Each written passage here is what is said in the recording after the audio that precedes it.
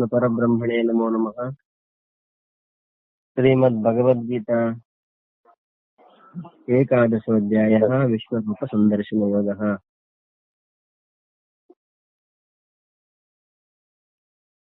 ಯಥಾ ನದೀನಾಂ ಬಹುವೋಂಬು ವೇಗಾಃ ಸಮುದ್ರಮೇವಾಭಿಮುಖಾ ದ್ರವಂತಿ ತಥಾ ತವಾಮಿ ನರಲೋಕವೀರ ವಿಶಂತಿ ವಕ್ತ್ರಾಣ್ಯಭಿವಿಜ್ವಲಂತಿ.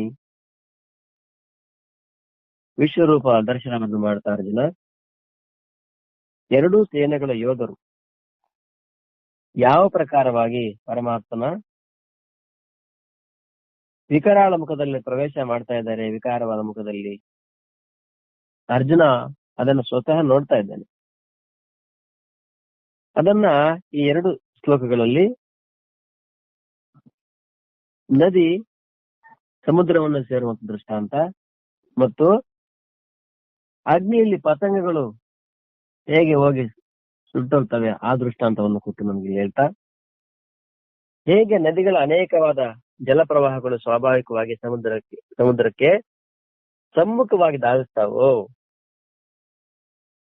ನದಿಗೆ ಸಮುದ್ರ ಸೇರ್ತಕ್ಕಂಥ ಸ್ವಭಾವ. ನದಿ ಅಲ್ಲಿಂದ ಹರಿದು ಎಷ್ಟು ವೇಗವಾಗಿ ಹೋಗ್ತಿರ್ತದೆ. ಎಲ್ಲಿಗೆ ಅಂತಂದ್ರೆ ಸಮುದ್ರ ಸೇರ್ಬೇಕು. ಸಮುದ್ರ ಸೇರುವವರೆಗೆ ವಿಶ್ರಾಂತಿ ಇಲ್ಲ. ಹಾಗೆ ನದಿ ಪ್ರವಾಹಗಳು ಸ್ವಾಭಾವಿಕವಾಗಿಯೇ ಸಮುದ್ರಕ್ಕೆ ಹೋಗಿ ಸೇರ್ತವೆ, ಧಾವಿಸ್ತಾವೆ ಸಮುದ್ರಕ್ಕೆ ಹೋಗ್ಬೇಕು ಅಂತ. ಅರ್ಥಾತ್ ಸಮುದ್ರದಲ್ಲಿ ಪ್ರವೇಶಿಸುತ್ತವೆಯೋ ಹಾಗೆಯೇ ಈ ನರಲೋಕದ ಶ್ರೇಷ್ಠ ವೀರರು, ಹಾಗೆ ಇಲ್ಲಿರತಕ್ಕಂಥ ಶ್ರೇಷ್ಠ ವೀರರು ಸಹ ನಿನ್ನ ಪ್ರಜ್ವಲಿತವಾದ ನಿನ್ನ ಮುಖಗಳಲ್ಲಿ ಪ್ರವೇಶ ಮಾಡ್ತಾ ಇದ್ದಾರೆ. ಹೇಗೆ ಇವಾಗ ನೋಡಿದೀನಿ ನಾವು, ತುಂಬಾ ಒಳ್ಳೆ ವ್ಯಾಖ್ಯಾನ. ಏನ್ ನೋಡಿದ್ವಿ ಇಲ್ಲಿ? ನರಲೋಕ ವೀರಾಹ, ಇಲ್ಲಿ ವೀರ ಶಬ್ದವನ್ನು ಪ್ರಯೋಗ ಮಾಡಿದ್ರು. ವೀರರು ಯಾರು? ವೀರರು ಭೀಷ್ಮ ದ್ರೋಣಾದಿ ಶೂರ ವೀರ ಪುರುಷರು ಪ್ರವೇಶ ಮಾಡುವುದರ ವರ್ಣನೆ ಮಾಡಲಾಗಿದೆ. ಅರ್ಥಾತ್ ಯಾರು ಭಗವಂತನ ಪ್ರಾಪ್ತಿಗಾಗಿ ಸಾಧನೆ ಮಾಡುತ್ತಿದ್ದಾರೋ ಮತ್ತು ಯಾರಿಗೆ ಇಚ್ಛೆ ಇಲ್ಲದೆ ಯುದ್ಧದಲ್ಲಿ ತೊಡಗಬೇಕಾಯಿತು, ಯಾರವರೆಲ್ಲ? ಭೀಷ್ಮ ದ್ರೋಣಾದಿ ವೀರರು. ಅವರೆಲ್ಲ ಕೂಡ ಪರಮಾತ್ಮನ ಪ್ರಾಪ್ತಿಗಾಗಿ ಸಾಧನೆ ಮಾಡಿದವರು. ಇದರ ಬಗ್ಗೆ ನಾವು ನಿನ್ನೆ ಹೇಳ್ಕೊಂಡ್ವಿ. ಇಲ್ಲ ಅಂತಂದ್ರೆ ಅಶ್ವತ್ಥಾಮ ಅತಃ ಕುಂಜರಃ ಎಂಬ ಮಾತು ಕೇಳಿದಾಗ್ಲೇನೆ ಅಶ್ವತ್ಥಾಮ ಅತಃ ಅನ್ಬಿಟ್ ಹಂಗೆ ಇದೆ, ಒಂದೊಂದ್ ಕಡೆ ನೋಡ್ಕೊಳ್ಳಿ, ಅನ್ಬಿಟ್ ಹಂಗೆ ಇದೆ ನೋಡ್ಕೊಳ್ಳಿ ಅಂತಾರೆ. ಅಶ್ವತ್ಥಾಮ ತೀರ್ಕೊಂಡ ಅಂತ ಶಬ್ದ ಧರ್ಮರಾಜನ ಮುಖದಿಂದ ಕೇಳಿದಾಗ್ಲೇನೆ ದ್ರೋಣಾಚಾರ್ಯರು ಬಿಲ್ಲು ಬಾಣಗಳನ್ನ ತ್ಯಾಗ ಮಾಡಿ ತಕ್ಷಣ ಧ್ಯಾನಸ್ಥರಾಗ್ತಾರೆ. ಇದು ಸೂಚಕ. ಏನ್ ಸೂಚಕ? ಅವರೆಲ್ಲ ಎಂಥ ಸಾಧಕರಾಗಿದ್ದಾರೆ ಅಂತ. ಯುದ್ಧ ಸಮಯದಲ್ಲಿ ಎಲ್ಲವನ್ನ ತ್ಯಾಗ ಮಾಡಿ ಧ್ಯಾನಾಸಕ್ತರಾಗಬೇಕಾದ್ರೆ ಸಾಮಾನ್ಯನ ಮತ ಏನು? ಧ್ಯಾನ ಮಾಡ್ಬೇಕು ಅಂತ ಕೂತ್ಕೊಂಡ್ವಿ, ಒಂದ್ ಸಣ್ಣ ಸೊಳ್ಳೆ ಬಂದು ಆ ಕಡೆ ಅಯ್ಯೋ ಅಂತ ಶಬ್ದ ಮಾಡಿದ್ರೇನೆ ಅಯ್ಯೋ ಸೊಳ್ಳೆ ಕಡೆ ಹೋಗ್ಬಿಡ್ತದೆ ಮನುಷ್ಯ. ಅಂತ ಭಯಂಕರವಾದ ರಣರಂಗದಲ್ಲಿ ಅಂತ ಒಂದು ಕೋಲಾಹಲ, ಸಾವು ನೋವುಗಳ ಶಬ್ದ, ಇವೆಲ್ಲದರ ಮಧ್ಯದಲ್ಲಿ ಮಗ ಸತ್ತ ಅಂತ ಹೇಳಿ ತಕ್ಷಣ ಧ್ಯಾನಸ್ಥರಾಗ್ತಾರೆ ಅಂತಂದ್ರೆ ಅದು ಎಂತ ಸಾಧಕರು ಅಂತ ಊಹೆ ಮಾಡ್ಕೋಬಹುದು ನಾವು. ಇದು ಸಾಮಾನ್ಯ ಸಾಧಕರಿಗೆ ಸಾಧ್ಯವಾಗುವಂತ ಸ್ಥಿತಿ ಅಲ್ಲ. ಒಂದು ತಕ್ಷಣ ಧ್ಯಾನಸ್ಥರಾಗಿ ಏನ್ ಮಾಡ್ತಾರೆ. ಹಾಗೆ ಸಹಸ್ರಾರದಿಂದ ಅವರು ಭೇದಿಸಿ ಪರಮಾತ್ಮ ಕಡೆ ಹೊರಟರು. ಏನೇ ಇರ್ಲಿ, ಇನ್ನು ಭೀಷ್ಮಾಚಾರ್ಯರ ನೋಡಿ, ಇಷ್ಟೆಲ್ಲ ಸಂಪತ್ತ ಐಶ್ವರ್ಯ ಎಲ್ಲ ಇದ್ರು ಮದುವೆ ಕೂಡ ಆಗ್ಲಿಲ್ಲ ಪಾಪ. ತಂದೆಗಾಗಿ, ತಂದೆಯ ಶ್ರೇಯಸ್ಸಿಗಾಗಿ, ತಂದೆ ಸುಖಕ್ಕಾಗಿ ತನ್ನ ಸುಖವನ್ನೇ ತ್ಯಾಗ ಮಾಡಿದ ಭೀಷ್ಮ ಸಾಮಾನ್ಯ ಸಾಧಕನ? ಮತ್ತು ಏನು ಮಹಾನ್ ತಂದೆಯಿಂದ ಇಚ್ಛಾಮರಣಿ ಆ ಒಂದು ಆ ಇಚ್ಛಾಮರಣವನ್ನ ದಯಪಾಲಿಸ್ತಕ್ಕಂಥದ್ದು ಸಾಮಾನ್ಯ ವಿಷಯ ಅಲ್ಲ. ಅದನ್ನ ಸ್ವೀಕಾರ ಮತ್ತೆ ಅದನ್ನ ನಮಗೆ ಅದನ್ನ ತಗೋಬೇಕಾದ್ರೂ ಕೂಡ ಅಷ್ಟು ಶಕ್ತಿ ಸಾಮರ್ಥ್ಯ ಕೂಡ ಇರ್ಬೇಕಲ್ವ. ಈಗ ವರ ಕೊಡೋದು ಬೇರೆ, ಆ ವರವನ್ನು ನಾವು ತಗೊಂಡದನ್ನ ಆ ರೀತಿ ಜೀವನ ಮಾಡೋದು ಕೂಡ ಅಷ್ಟು ಸುಲಭದ ಮಾತಲ್ಲ. ಅಷ್ಟು ಶಕ್ತಿ ಸಾಮರ್ಥ್ಯ ಇಲ್ಲ ಅಂದ್ರೆ ವರ ಕೂಡ ಶಾಪವಾಗಿ ಪರಿಣಮಿಸ್ತದೆ. ಹಾಗೆ ಭೀಷ್ಮ ಇಚ್ಛಾಮರಣಿ, ಅದೇ ರೀತಿ ಶ್ರೀಕೃಷ್ಣನ ಪರಮ ಭಕ್ತ ಕೂಡ ಆಗಿದ್ದ. ಅಂಪಶೆಯಲ್ಲಿ ಕೆಳಗೆ ಬಿದ್ದಾಗಲೂ ಕೂಡ ಆಗಲೂ ಕೂಡ ಧರ್ಮೋಪದೇಶ ಮಾಡ್ತಾರೆ. ಸಾಧಕ ಇಲ್ಲ ಅಂತಂದ್ರೆ ಅದನ್ನ ಮಾಡ್ಲಿಕ್ಕೆ ಸಾಧ್ಯನೇ ಇಲ್ಲ. ಶರೀರದ ಜ್ಞಾಪಕನೇ ಬಂದು ಮನುಷ್ಯರನ್ನ ಕಾಡ್ತದೆ, ಶರೀರದ ಪ್ರಜ್ಞೆ. ಅಂತ ಸಮಯದಲ್ಲಿ ಮತ್ತು ವಿಷ್ಣುವಿನ ಸ್ತುತಿ ಮಾಡ್ತಾರೆ, ಧರ್ಮೋಪದೇಶ ಮಾಡ್ತಾರೆ. ಹಾಗಾಗಿ ಅವರಿಗೆಲ್ಲ ಯುದ್ಧ ಮಾಡ್ಲಿಕ್ಕೆ ಇಚ್ಛೆ ಇರ್ಲಿಲ್ಲ, ಆದ್ರೂ ಮಾಡ್ಬೇಕಾಯ್ತು. ಆದ್ರೂ ಭಗವಂತನ ಪ್ರಾಪ್ತಿಗಾಗಿ ಸಾಧನೆ ಮಾಡ್ತಾ ಇದ್ರು. ಮತ್ತು ಯಾರಿಗೆ ಇಚ್ಛೆ ಇಲ್ಲದೆ ಯುದ್ಧದಲ್ಲಿ ತೊಡಗಬೇಕಾಯ್ತು, ಹಾಗೂ ಯಾರು ಯುದ್ಧದಲ್ಲಿ ಮಡಿದು ಭಗವಂತನನ್ನೇ ಪಡೆದುಕೊಳ್ಳುವವರಾಗಿದ್ದಾರೋ ಹೇಗೆ ನೋಡಿದ್ವಿ ನಾವು. ಇದೇ ಕಾರಣದಿಂದ ಅವರಿಗಾಗಿ ನರಲೋಕ ವೀರಾಹ, ಅವರೆಲ್ಲ ಈ ವೀರರು, ಈ ಲೋಕದಲ್ಲಿ ವೀರರು ಎಂಬ ವಿಶೇಷವನ್ನ ಕೊಡಲಾಗಿದೆ. ಅವರು ಭೌತಿಕ ಯುದ್ಧದಲ್ಲಿ ಹೇಗೆ ಮಹಾವೀರರಾಗಿದ್ದರೋ ಹಾಗೆಯೇ ಭಗವತ್ ಪ್ರಾಪ್ತಿ ಸಾಧನ ರೂಪಿ ಆಧ್ಯಾತ್ಮಿಕ ಯುದ್ಧದಲ್ಲಿಯೂ ನೋಡಿ. ಅಂದ್ರೆ ಇಲ್ಲಿ ಒಬ್ಬ ಸಾಧಕರ ಲಕ್ಷಣಗಳನ್ನ ಹೇಳ್ತಾ ಇದ್ದಾರೆ. ಅವರೆಲ್ಲ ಸಾಧಕರೆಲ್ಲ ಮಹಾನ್ ಸಾಧಕರಾಗಿದ್ರು ಕೂಡ ಭೌತಿಕವಾಗಿ ರಾಜ್ಯ ಪರಿಪಾಲನೆ ಮಾಡ್ತಾರೆ, ರಾಜ್ಯಕ್ಕೆ ಸಂಬಂಧಪಟ್ಟ ಎಲ್ಲಾ ಕೆಲಸ ಮಾಡ್ತಾರೆ, ಆದ್ರೂ ಕೂಡ ವೀರರೇ ಆಗಿರ್ತಾರೆ. ಅಂದ್ರೇನು? ಸಾಧಕರಾಗಿರ್ತಾರೆ. ಹೇಗೆ ಮಹಾವೀರರಾಗಿದ್ದರೋ ಭೌತಿಕ ಯುದ್ಧದಲ್ಲಿ, ಹಾಗೆಯೇ ಭಗವತ್ ಪ್ರಾಪ್ತಿ ಸಾಧನ ರೂಪಿ ಆಧ್ಯಾತ್ಮಿಕ ಯುದ್ಧದಲ್ಲಿ. ಆಧ್ಯಾತ್ಮಿಕ ಯುದ್ಧ ಇದು. ಏನು ಆಧ್ಯಾತ್ಮಿಕ ಯುದ್ಧ? ಕಾಮಾದಿ ಶತ್ರುಗಳ ಜೊತೆಗೆ ತುಂಬಾ ವೀರರಾಗಿ ಕಾದಾಡುವವರಾಗಿದ್ದರು. ಇದರ ಬಗ್ಗೆ ಹೇಳ್ಕೊಂಡು ನಾವು ಸಾಧಕ ಅಂತಂದ್ರೆ ಏನು? ಅವನ ಸಾಧಕ ಅಂತಂದ್ರೆ ಏನು? ಏನು ಸಮಯಕ್ಕೆ ಸರಿಯಾಗಿ ತಿನ್ನೋದು, ಏನೋ ಸ್ವಲ್ಪ ಹೊತ್ತು ಹರೇ ರಾಮ ಹರೇ ಕೃಷ್ಣ ಅನ್ನೋದು, ಸ್ವಲ್ಪ ಏನೋ ಓದೋದು, ಆಮೇಲೆ ಸುಮ್ಮನೆ ಇರೋದಷ್ಟೇ. ಅಂದ್ರೆ ಸಾಧಕ ಅಂದ್ರೆ ನಿರಂತರ ಎಚ್ಚೆತ್ತಿರುವ ಸೈನಿಕ ಇದ್ದ ಹಾಗೆ. ಈಗ ದೇಶದ ಗಡಿ ಭಾಗದಲ್ಲಿ ಸಾಧಕರು ಸೈನಿಕರು ಹೆಂಗಿರ್ತಾರೆ? ನಿರಂತರವಾಗಿ ಎಚ್ಚೆತ್ತಿರ್ತದೆ. ಯಾಕೆ? ಯಾವ ಸಮಯದಲ್ಲಿ ಬೇಕಾದ್ರೆ ಶತ್ರುಗಳು ನುಗ್ಗಬಹುದು. ಅವರನ್ನ ತಡೆಯುವ ಸಲುವಾಗಿ ನಿರಂತರವಾಗಿ ಎಚ್ಚೆರ್ತಕ್ಕಂಥವ್ರು. ಇನ್ನು ಸಿದ್ಧರು ಬೇರೆ. ಸಾಧಕ ಸಿದ್ಧರಿಗೆ ಇರುವ ವ್ಯತ್ಯಾಸಕೊಂಡು ನೋಡ್ಕೊಂಡು ನಾವು, ಈಗ ರಮಣ ಮಹರ್ಷಿಗಳಿದ್ದಾರೆ, ಅವರು ಸಿದ್ಧರು, ಸಾಧಕರಲ್ಲ ಅವರು. ರಾಮಕೃಷ್ಣ ಪರಮಹಂಸರಿದ್ದಾರೆ, ಅವರು ಸಿದ್ಧರು. ಅಂದ್ರೇನು? ಸಾಧನೆ ಅವಸ್ಥೆಯನ್ನು ದಾಟಿ ಹೋಗಿರ್ತಕ್ಕಂಥವ್ರು. ಅವ್ರದ್ದೇನು ಸಾಧನೆ ಇಲ್ಲ, ಸಿದ್ಧರಷ್ಟೇ ಅವರೆಲ್ಲ. ಸ್ವಾಮಿ ವಿವೇಕಾನಂದರಿದ್ದಾರೆ, ಅವರು ಸಿದ್ಧರು. ಸಾಧಕರೇನಪ್ಪ ಅಂದ್ರೆ, ಸಾಧಕರು ಕಾಮಾದಿ ಶತ್ರುಗಳ ಜೊತೆ ತುಂಬಾ ವೀರರಾಗಿ ಹೋರಾಡ್ತಾನೆ ಇರ್ತಾರೆ. ಅದು ಯಾರು ಹೇಳ್ತಾರೆ? ಕಬೀರ್ ದಾಸರೇನು ಸುಮ್ಮನೆ ಹೇಳ್ತಾರೆ. ಕಬೀರ್ ದಾಸರು ಸರಿ ಇಷ್ಟೆಲ್ಲ ತಾವು ಸಾಧನೆ ಮಾಡಿದ್ದೀರಿ, ಹಾಗೆ ಹೀಗೆ, ಮತ್ತೆ ನೀವೆಲ್ಲವನ್ನು ಜಯಿಸಿದ್ದೀರಿ ಅಂತ ಹೇಳಿದ್ರಂತೆ. ಯಾವಾಗ? ಅವ್ರಿಗೇನು ಅಂತಿಮ ಸಮಯ ಬಂದಿತ್ತಂತೆ. ಕಬೀರ್ ದಾಸ್ ಯಾರೋ ಒಟ್ಟಿನಲ್ಲಿ ಸರಿಯಾಗಿ ಜ್ಞಾಪಕ ಇಲ್ಲ ಅವರಲ್ಲಿ, ಯಾರೋ ಒಟ್ಟಿನಲ್ಲಿ ಒಬ್ರು ಕಬೀರ್ ದಾಸರಲ್ಲ ಅಂತ ಕಾಣುತ್ತೆ. ಅವ್ರು ಹೇಳದಂತೆ ಇನ್ನ ಇಲ್ಲ, ಎಲ್ಲವೂ ನಾನು ಜಯಿಸಿಲ್ಲ. ಯಾಕೆ ಅಂತಂದ್ರೆ, ನಾನು ಇನ್ನೂ ಬದುಕೇ ಇದ್ದೀನಲ್ವಾ. ಶರೀರದಿಂದ ಮನುಷ್ಯನ ಜೊತೆ ಎಲ್ಲಿವರೆಗೆ ನಾವಿರ್ತೀವಿ ಅಲ್ಲಿವರೆಗೆ ಅದನ್ನ ಹೇಗೆ ಜಯಿಸ್ಲಿಕ್ಕೆ ಸಾಧ್ಯ ಇದೆ? ಎಷ್ಟೊತ್ತಿಗೆ ಏನ್ ಬೇಕಾದ್ರೂ ಆಗ್ಬೋದು. ಇನ್ನು 5 ನಿಮಿಷ ಬಾಕಿ ಇದೆ ಅಂತಂದ್ರಂತೆ.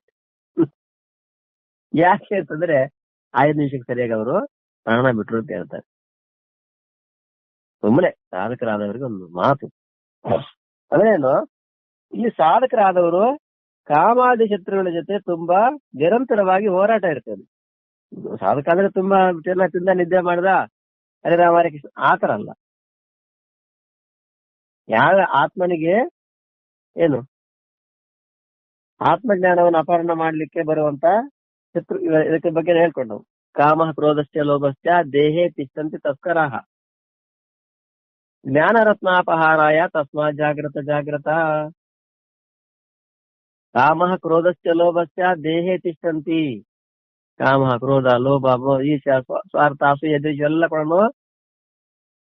ಒಳಗಡೆ ಕುಂತಿದಾವಂತೆ. ಏನಕ್ಕೆ ಎಲ್ಲ ಕಳ್ರು ಅಂತಾರೆ. ಕಾಮಃ ಕ್ರೋಧಶ್ಚ ಲೋಭಶ್ಚ ದೇಹೇ ತಿಷ್ಠಂತಿ ತಸ್ಕರಃ. ತಸ್ಕರ ಶಬ್ದ ಕಳ್ಳ. ಒಬ್ಬರಲ್ಲ ಇಬ್ಬರಲ್ಲ, ಎಷ್ಟು ಜನ ಕಳ್ರು.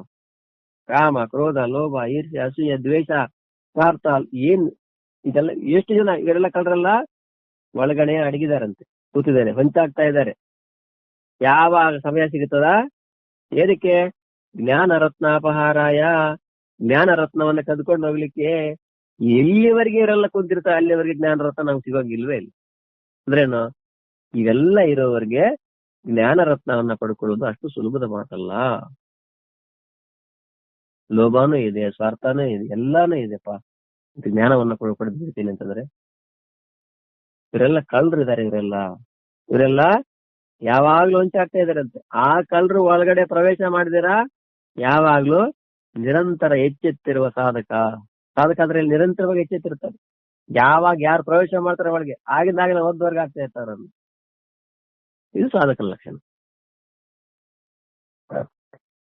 ಹಾಗಾಗಿ ಆಧ್ಯಾತ್ಮಿಕ ಯುದ್ಧದಲ್ಲಿ ಕೂಡ ಕಾಮಾದಿ ಶತ್ರುಗಳ ಜೊತೆ ತುಂಬಾ ವೀರರಾಗಿ ಕಾದಾಡುವವರಾಗಿದ್ರು ಯಾರು? ಭೀಷ್ಮರಾಗಿರ್ಲಿ, ದ್ರೋಣಾಚಾರ್ಯರಾಗಿರ್ಲಿ. ದ್ರೋಣಾಚಾರ್ಯರು, ಆ ದ್ರೋಣಾಚಾರ್ಯರ ಬಗ್ಗೆ 1ನೇ ಅಧ್ಯಾಯದಲ್ಲಿ ತುಂಬಾ ಬಂತು ನಮ್ಗೆ. ಅವರು ದ್ರೋಣಾಚಾರ್ಯರ ಚರಿತ್ರೆ ತುಂಬಾ ಚೆನ್ನಾಗಿತ್ತು. ಅವರಷ್ಟು ಆಚಾರ್ಯರಾಗಿದ್ರು ಕೊಂಡು ಭಿಕ್ಷಾಟನೆ ಮಾಡ್ತಾ ಇದ್ರು.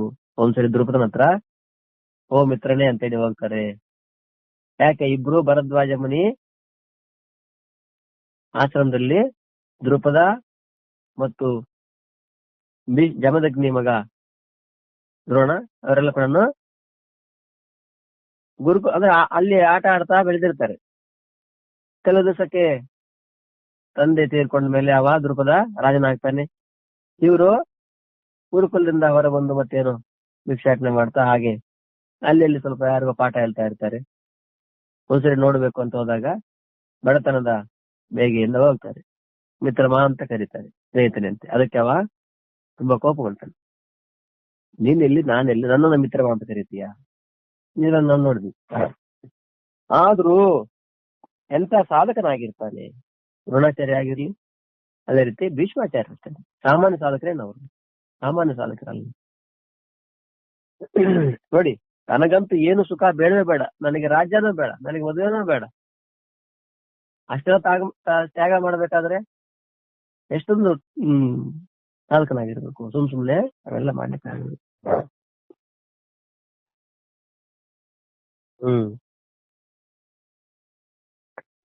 ಅವರ ಕಾಮಾದಿ ಶತ್ರುಗಳ ಜೊತೆ ತುಂಬಾ ವೀರರಾಗಿ ಕಾದಾಡುವವರಾಗಿದ್ದರು. ಅವರ ಪ್ರವೇಶದಲ್ಲಿ ನದಿ ಮತ್ತು ಸಮುದ್ರ ದೃಷ್ಟಾಂತವನ್ನು ಕೊಟ್ಟು, ಅವರ ಪ್ರದೇಶ ಅಂದ್ರೇನು? ಅವರ ಜಾಗದಲ್ಲಿ ನದಿ ಹೇಗೆ, ನದಿ ಮತ್ತು ಸಮುದ್ರ ದೃಷ್ಟಾಂತವನ್ನ ಕೊಟ್ಟು ಅರ್ಜುನನು ಹೇಗೆ ನದಿಗಳ ನೀರು ಸ್ವಾಭಾವಿಕವಾಗಿಯೇ ಸಮುದ್ರದ ಕಡೆಗೆ ಓಡ್ತಾ ಇರ್ತದೋ, ಸ್ವಾಭಾವಿಕವಾಗಿ ಇದು ಯಾರಿಗಾಗಿ? ಭೀಷ್ಮ ಮತ್ತು ದ್ರೋಣರಿಗಾಗಿ ಹೇಳಿರ್ತದಂತ ಮಾತಿದು. ಭೀಷ್ಮ ಮತ್ತು ದ್ರೋಣಾಚಾರ್ಯರು ಮೊದಲಾದ ವೀರರಿಗೆ ಹೇಗೆ ನದಿಗಳ ನೀರು ಎಲ್ಲೋ ಅಂದ್ಬಿಟ್ಟಿದೆ ನೋಡ್ಕೊಳ್ಳಿ ಅಮ್ಮ, ಯಾರೋ ಮಾತಾಡ್ತಾ ಇದ್ದಾರೆ. ಹೇಗೆ ನದಿಗಳ ನೀರು ಸ್ವಾಭಾವಿಕವಾಗಿ ಸಮುದ್ರದ ಕಡೆಗೆ ಓಡ್ತದೋ, ಸ್ವಾಭಾವಿಕವಾಗಿ ನದಿಗಳ ನೀರು ಸಮುದ್ರ ಕಡೆಗೆ ಓಡ್ತದೆ ಮತ್ತು ಕೊನೆಯಲ್ಲಿ ತಮ್ಮ ನಾಮ ರೂಪಗಳನ್ನು ತ್ಯಜಿಸಿ ಸಮುದ್ರವೇ ಆಗಿಬಿಡ್ತದೆ. ಎಲ್ಲಿ ಗಂಟ?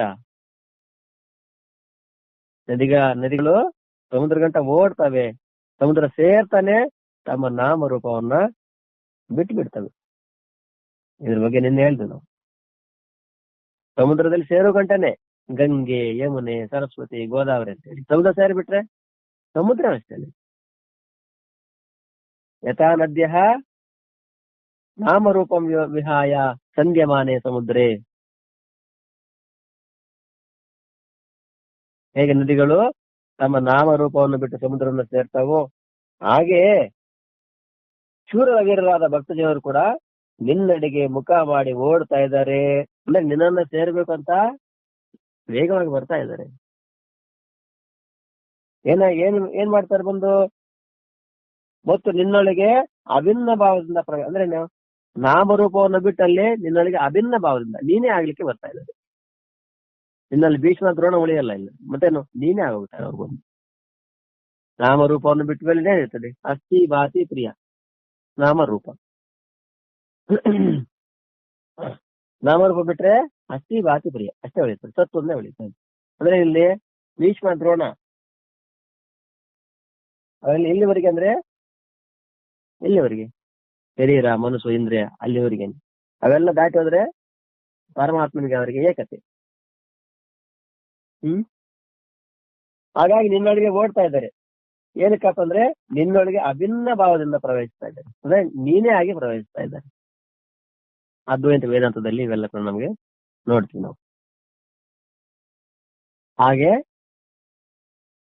ಇಲ್ಲಿ ನಿನ್ನೆ ಒಂದು ವಿಷಯ ಬಂತು, ಶುಕ್ಲ ಮಾರ್ಗ ಕೃಷ್ಣ ಪಕ್ಷ ಅಂತ ಹೇಳಿ. ಇಲ್ಲಿ ಶುಕ್ಲ ಮಾರ್ಗನೇ ಇಲ್ಲ, ಕೃಷ್ಣ ಮಾರ್ಗನೇ ಇಲ್ಲ. ಇಲ್ಲಿ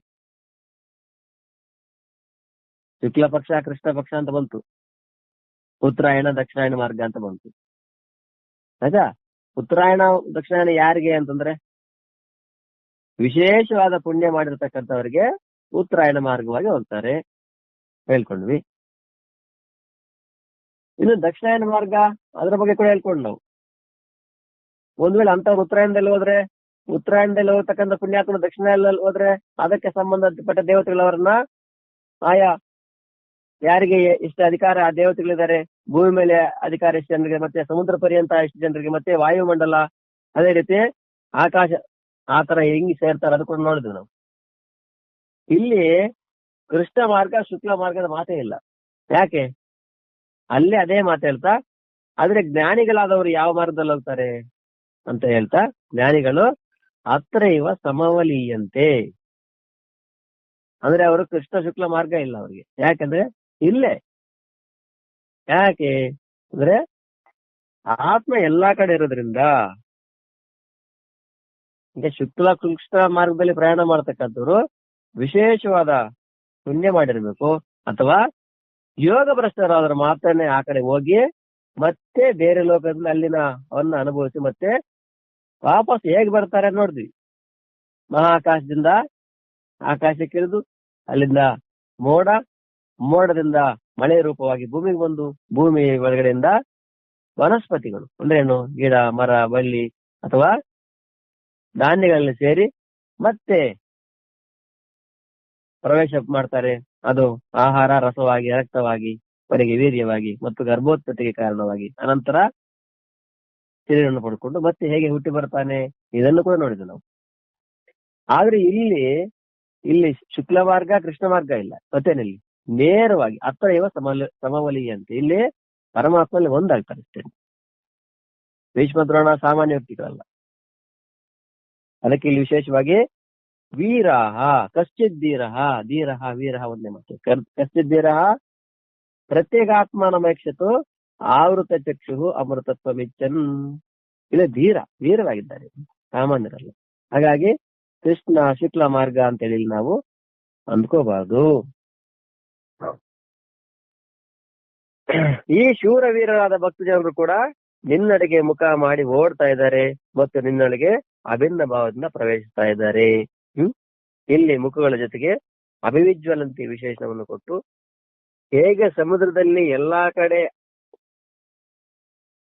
ಅಪರಂಪಾರ ನೀರು ತುಂಬಿದೆಯೋ ಹಾಗೆ ನದಿಗಳ ನೀರು ಅದರಲ್ಲಿ ಪ್ರವೇಶ ಮಾಡಿ ಅದರೊಂದಿಗೆ ಏಕತ್ವವನ್ನು ಪಡೆದುಕೊಳ್ಳುತ್ತದೆಯೋ ಹಾಗೆ ನಿನ್ನ ಎಲ್ಲಾ ಮುಖಗಳು ಕೂಡ ಎಲ್ಲ ಕಡೆಯಿಂದ ಅತ್ಯಂತ ಜ್ಯೋತಿರ್ಮಯವಾಗಿದೆ. ಮತ್ತು ಅದರಲ್ಲಿ ಪ್ರವೇಶಿಸುವ ಶೂರ ವೀರ ಭಕ್ತ ಜನರು ಕೂಡ ನಿನ್ನ ಮುಖಗಳ ಮಹಾನ್ ಜ್ಯೋತಿಗಳಲ್ಲಿ ತಮ್ಮ ಬಾಹ್ಯ ರೂಪವನ್ನು ದಹಿಸಿಕೊಂಡು ಸ್ವಯಂ ಜ್ಯೋತಿರ್ಮಯರಾಗಿ ನಿನ್ನಲ್ಲಿ ಏಕತೆಯನ್ನ ಪಡೀತಾ ಇದ್ದಾರೆ.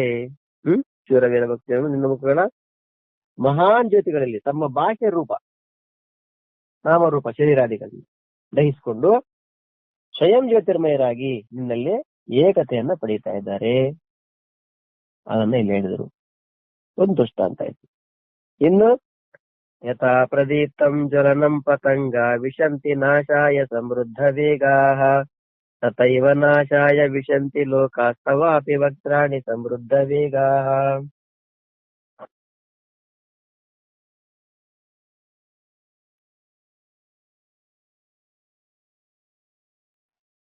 ಯಥಾ ನದೀನಾಂ ಬಹೂಂಬೋ ವೇಗಾಃ ಸಮುದ್ರಮೇವಾಭಿಮುಖಾ ದ್ರವಂತಿ ತಥಾ ತವಾಮಿ ನರಲೋಕವೀರಾಃ ವಿಶಂತಿ ವಕ್ತ್ರಾಣ್ಯ ವಿವಿಜ್ವಲಂತಿ. ಯಥಾ ನದೀನಾಂ ಬಹೂಂಬೋ ವೇಗಾಃ ಸಮುದ್ರಮೇವಾಭಿಮುಖಾ ದ್ರವಂತಿ ತಥಾ ತವಾಮಿ ನರಲೋಕವೀರಾಃ ವಿಶಂತಿ ವಕ್ತ್ರಾಣ್ಯ ವಿವಿಜ್ವಲಂತಿ. ಗುರುಗಳೇ ಎಲ್ಲಿವರೆಗೆ ಆಗಿತ್ತು ನಿನ್ನೆ? 28 ಆಗಿದೆ, 29 ಆಗಿದೆ, ಎಕ್ಸ್ಪ್ಲನೇಷನ್ ಪೂರ್ತಿ ಆಗಿದೆ.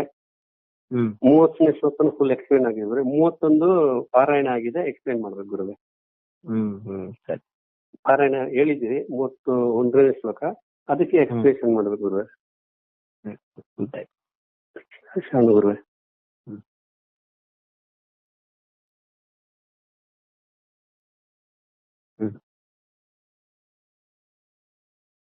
ಸುಮ್ನೆ ಸ್ವಲ್ಪ ಹಿಂದಿಂದ ನೋಡೋಣ ಅಂತ ಹೇಳಿ. ಯಥಾ ಪ್ರತಿಯುದ್ಧಂ ಜ್ವಲನಂ ಪತಂಗ ವಿಶಂತಿ ನಾಶಾಯ ಸಮೃದ್ಧ ವೇಗಃ ತಥೈವ ನಾಶಾಯ ವಿಶಂತಿ ಲೋಕಾಸ್ತವಾಪಿ ವಕ್ತ್ರಾಣಿ ಸಮೃದ್ಧ ವೇಗಃ. ಸುಮ್ನೆ ನಿನ್ನೆ ಎಲ್ಲ ಆಗಿದೆ, ಇದು ಇನ್ನೂ ಸರಿ ನೋಡೋಣ ಅಂತ ಬಂದಿದೆ. ಅಂದ್ರೇನು, ಅಲ್ಲಿನ ಜನ ಎಲ್ಲ ಕೂಡ ನಿನ್ನ ವಿಶ್ವರೂಪದಲ್ಲಿ ಹೇಗೆ ಎಲ್ಲರೂ ಪ್ರವೇಶ ಮಾಡ್ತಾ ಇದ್ದಾರೆ ಅಂದ್ರೇನು, ಮುಂದೆ ನಡೆಯುವಂತ ಯುದ್ಧದ ಎಲ್ಲಾ ಘಟನೆಗಳನ್ನ ಈಗಲೇ ಪರಮಾತ್ಮಲ್ಲಿ ನೋಡ್ತಾ ಇದ್ದಾನೆ. ಮುಂದೆ ನಡೆಯಬಹುದಾದಂತ ಎಲ್ಲವನ್ನು ಕೂಡ ದರ್ಶನ ಮಾಡ್ತಾ ಇದ್ದಾನೆ ಅರ್ಜುನ. ಹೇಗೆ ಪತಂಗಗಳು ಮೋಹವಶವಾಗಿ ನಾಶವಾಗುವುದಕ್ಕೆ ಪ್ರಜ್ವಲಿತವಾದ ಅಗ್ನಿಯಲ್ಲಿ ಅತಿ ವೇಗದಿಂದ ಧಾವಿಸುತ್ತಾ ಪ್ರವೇಶಿಸುತ್ತವೆಯೋ, ಹಾಗೆಯೇ ಈ ಎಲ್ಲಾ ಜನರು ಕೂಡ ತಮ್ಮ ನಾಶಕ್ಕಾಗಿ ನಿನ್ನ ಮುಖಗಳಲ್ಲಿ ಅತಿ ವೇಗದಿಂದ ಪ್ರವೇಶ ಮಾಡ್ತಾ ಇದ್ದಾರೆ. ಈ ಶ್ಲೋಕದಲ್ಲಿ ಪ್ರಜ್ವಲಿತ ಅಗ್ನಿ ಮತ್ತು ಪತಂಗಗಳ ದೃಷ್ಟಾಂತ. ಪತಂಗಗಳು ಅಂದ್ರೆ ಏನು, ಸಣ್ಣ ಪುಟ್ಟ ಕ್ರಿಮಿ ಕೀಟಕಾದಿಗಳು, ಚಿಟ್ಟೆ, ಮಿಡತೆ, ಇವೆಲ್ಲ ಕೂಡ ಪತಂಗಗಳು. ಧಕ್ಕೆ ಹುಳುಗಳು ಅಂತ ಕೂಡ ಹೇಳ್ತಾರೆ ಪತಂಗ. ಏನಪ್ಪಾ ಅಂತಂದ್ರೆ, ಹಿಂದಿನ ಶ್ಲೋಕದಲ್ಲಿ ತಿಳಿಸಿರತಕ್ಕಂತ ಭಕ್ತರಿಗಿಂತ ಭಿನ್ನರಾದ, ಯಾರೋ ಇಚ್ಛಾಪೂರ್ವಕ ಯುದ್ಧ ಮಾಡಲು ಬಂದಿದ್ದಾರೋ ಅವರಿಗಾಗಿದೆ. ಇಚ್ಛೆ ಇಲ್ಲದೆ ಇದ್ರು ಯುದ್ಧ ಮಾಡ್ಲಿಕ್ಕೆ ಬಂದಿರತಕ್ಕಂತ ಸಾಧಕರಾದಂತ ಭಕ್ತರಿಗೆ ನದಿಗಳು ಹೋಗಿ ನಾಮರೂಪವನ್ನು ಬಿಟ್ಟು ಸಮುದ್ರದಲ್ಲಿ ಹೇಗೆ ಒಂದಾಗ್ತಾವೋ ಆ ಉಪಮಾನ ಕೊಟ್ಟರು. ಮತ್ತೆ ಇಲ್ಲಿ ಇಚ್ಛಾಪೂರ್ವಕವಾಗಿ ಯುದ್ಧ ಮಾಡ್ಲಿಕ್ಕೆ ಬಂದಿರತಕ್ಕಂತ ಸಾಧಾರಣ ಜನರು, ಅವರ ಪ್ರವೇಶ ಹೇಗಿದೆ ನಿನ್ನಲ್ಲಿ ಅದನ್ನ ವರ್ಣನೆ ಮಾಡ್ತಾ ಪ್ರಜ್ವಲಿತ ಅಗ್ನಿ ಮತ್ತು ಪತಂಗಗಳ ದೃಷ್ಟಾಂತ ಕೊಟ್ಟು, ಅಂದ್ರೆ ಚೆನ್ನಾಗಿ ಉರಿತಾ ಇರ್ತಕ್ಕಂಥ ಬೆಂಕಿಯಲ್ಲಿ ಹೇಗೆ ಆ ಪತಂಗಗಳು, ಆ ಚಿಟ್ಟೆಗಳ ಕ್ರಿಮಿ ಕೀಟಕಾದಿಗಳು ಬಂದು ಬೀಳ್ತಾವೋ, ಹೇಗೆ ಮೋಹಕ್ಕೊಳಗಾದ ಪತಂಗಗಳು ನಷ್ಟವಾಗ್ಲಿಕ್ಕಾಗಿಯೇ ಇಚ್ಛಾಪೂರ್ವಕ ಈ ಅಗ್ನಿಯನ್ನು ನೋಡಿ ಮೋಹಕ್ಕೊಳಗಾಗ್ತವೆ ಚಿಟ್ಟೆಗಳು, ಪತಂಗಗಳು, ಅವೆಲ್ಲ ಕೂಡ ಓಡಿ ಬರ್ತಾವೆ, ಬಂದು ಅದರಲ್ಲಿ ಬಿದ್ದು ಹಾಗೆ ಸುಟ್ಟು ಬೂದಿ ಆಗ್ತದೆ. ಅದ್ರಲ್ಲಿ ಏನೋ ಇದೆ ಅಂತೇಳಿ ಇಚ್ಛಾಪೂರ್ವಕ ಅತಿ ವೇಗವಾಗಿ ಹಾರಿ ಬೆಂಕಿಯಲ್ಲಿ ಪ್ರವೇಶ ಮಾಡುತ್ತವೆ. ಹಾಗೆಯೇ ಈ ಎಲ್ಲಾ ಜನರು ಕೂಡ ನಿನ್ನ ಪ್ರಭಾವವನ್ನು ತಿಳಿಯದ ಕಾರಣ, ನಿನ್ನ ಪ್ರಭಾವವನ್ನು ತಿಳಿಯದ ಕಾರಣ ಎಲ್ಲಾ ಜನರು ಮೋಹದಲ್ಲಿ ಬಿದ್ದುಕೊಂಡಿದ್ದಾರೆ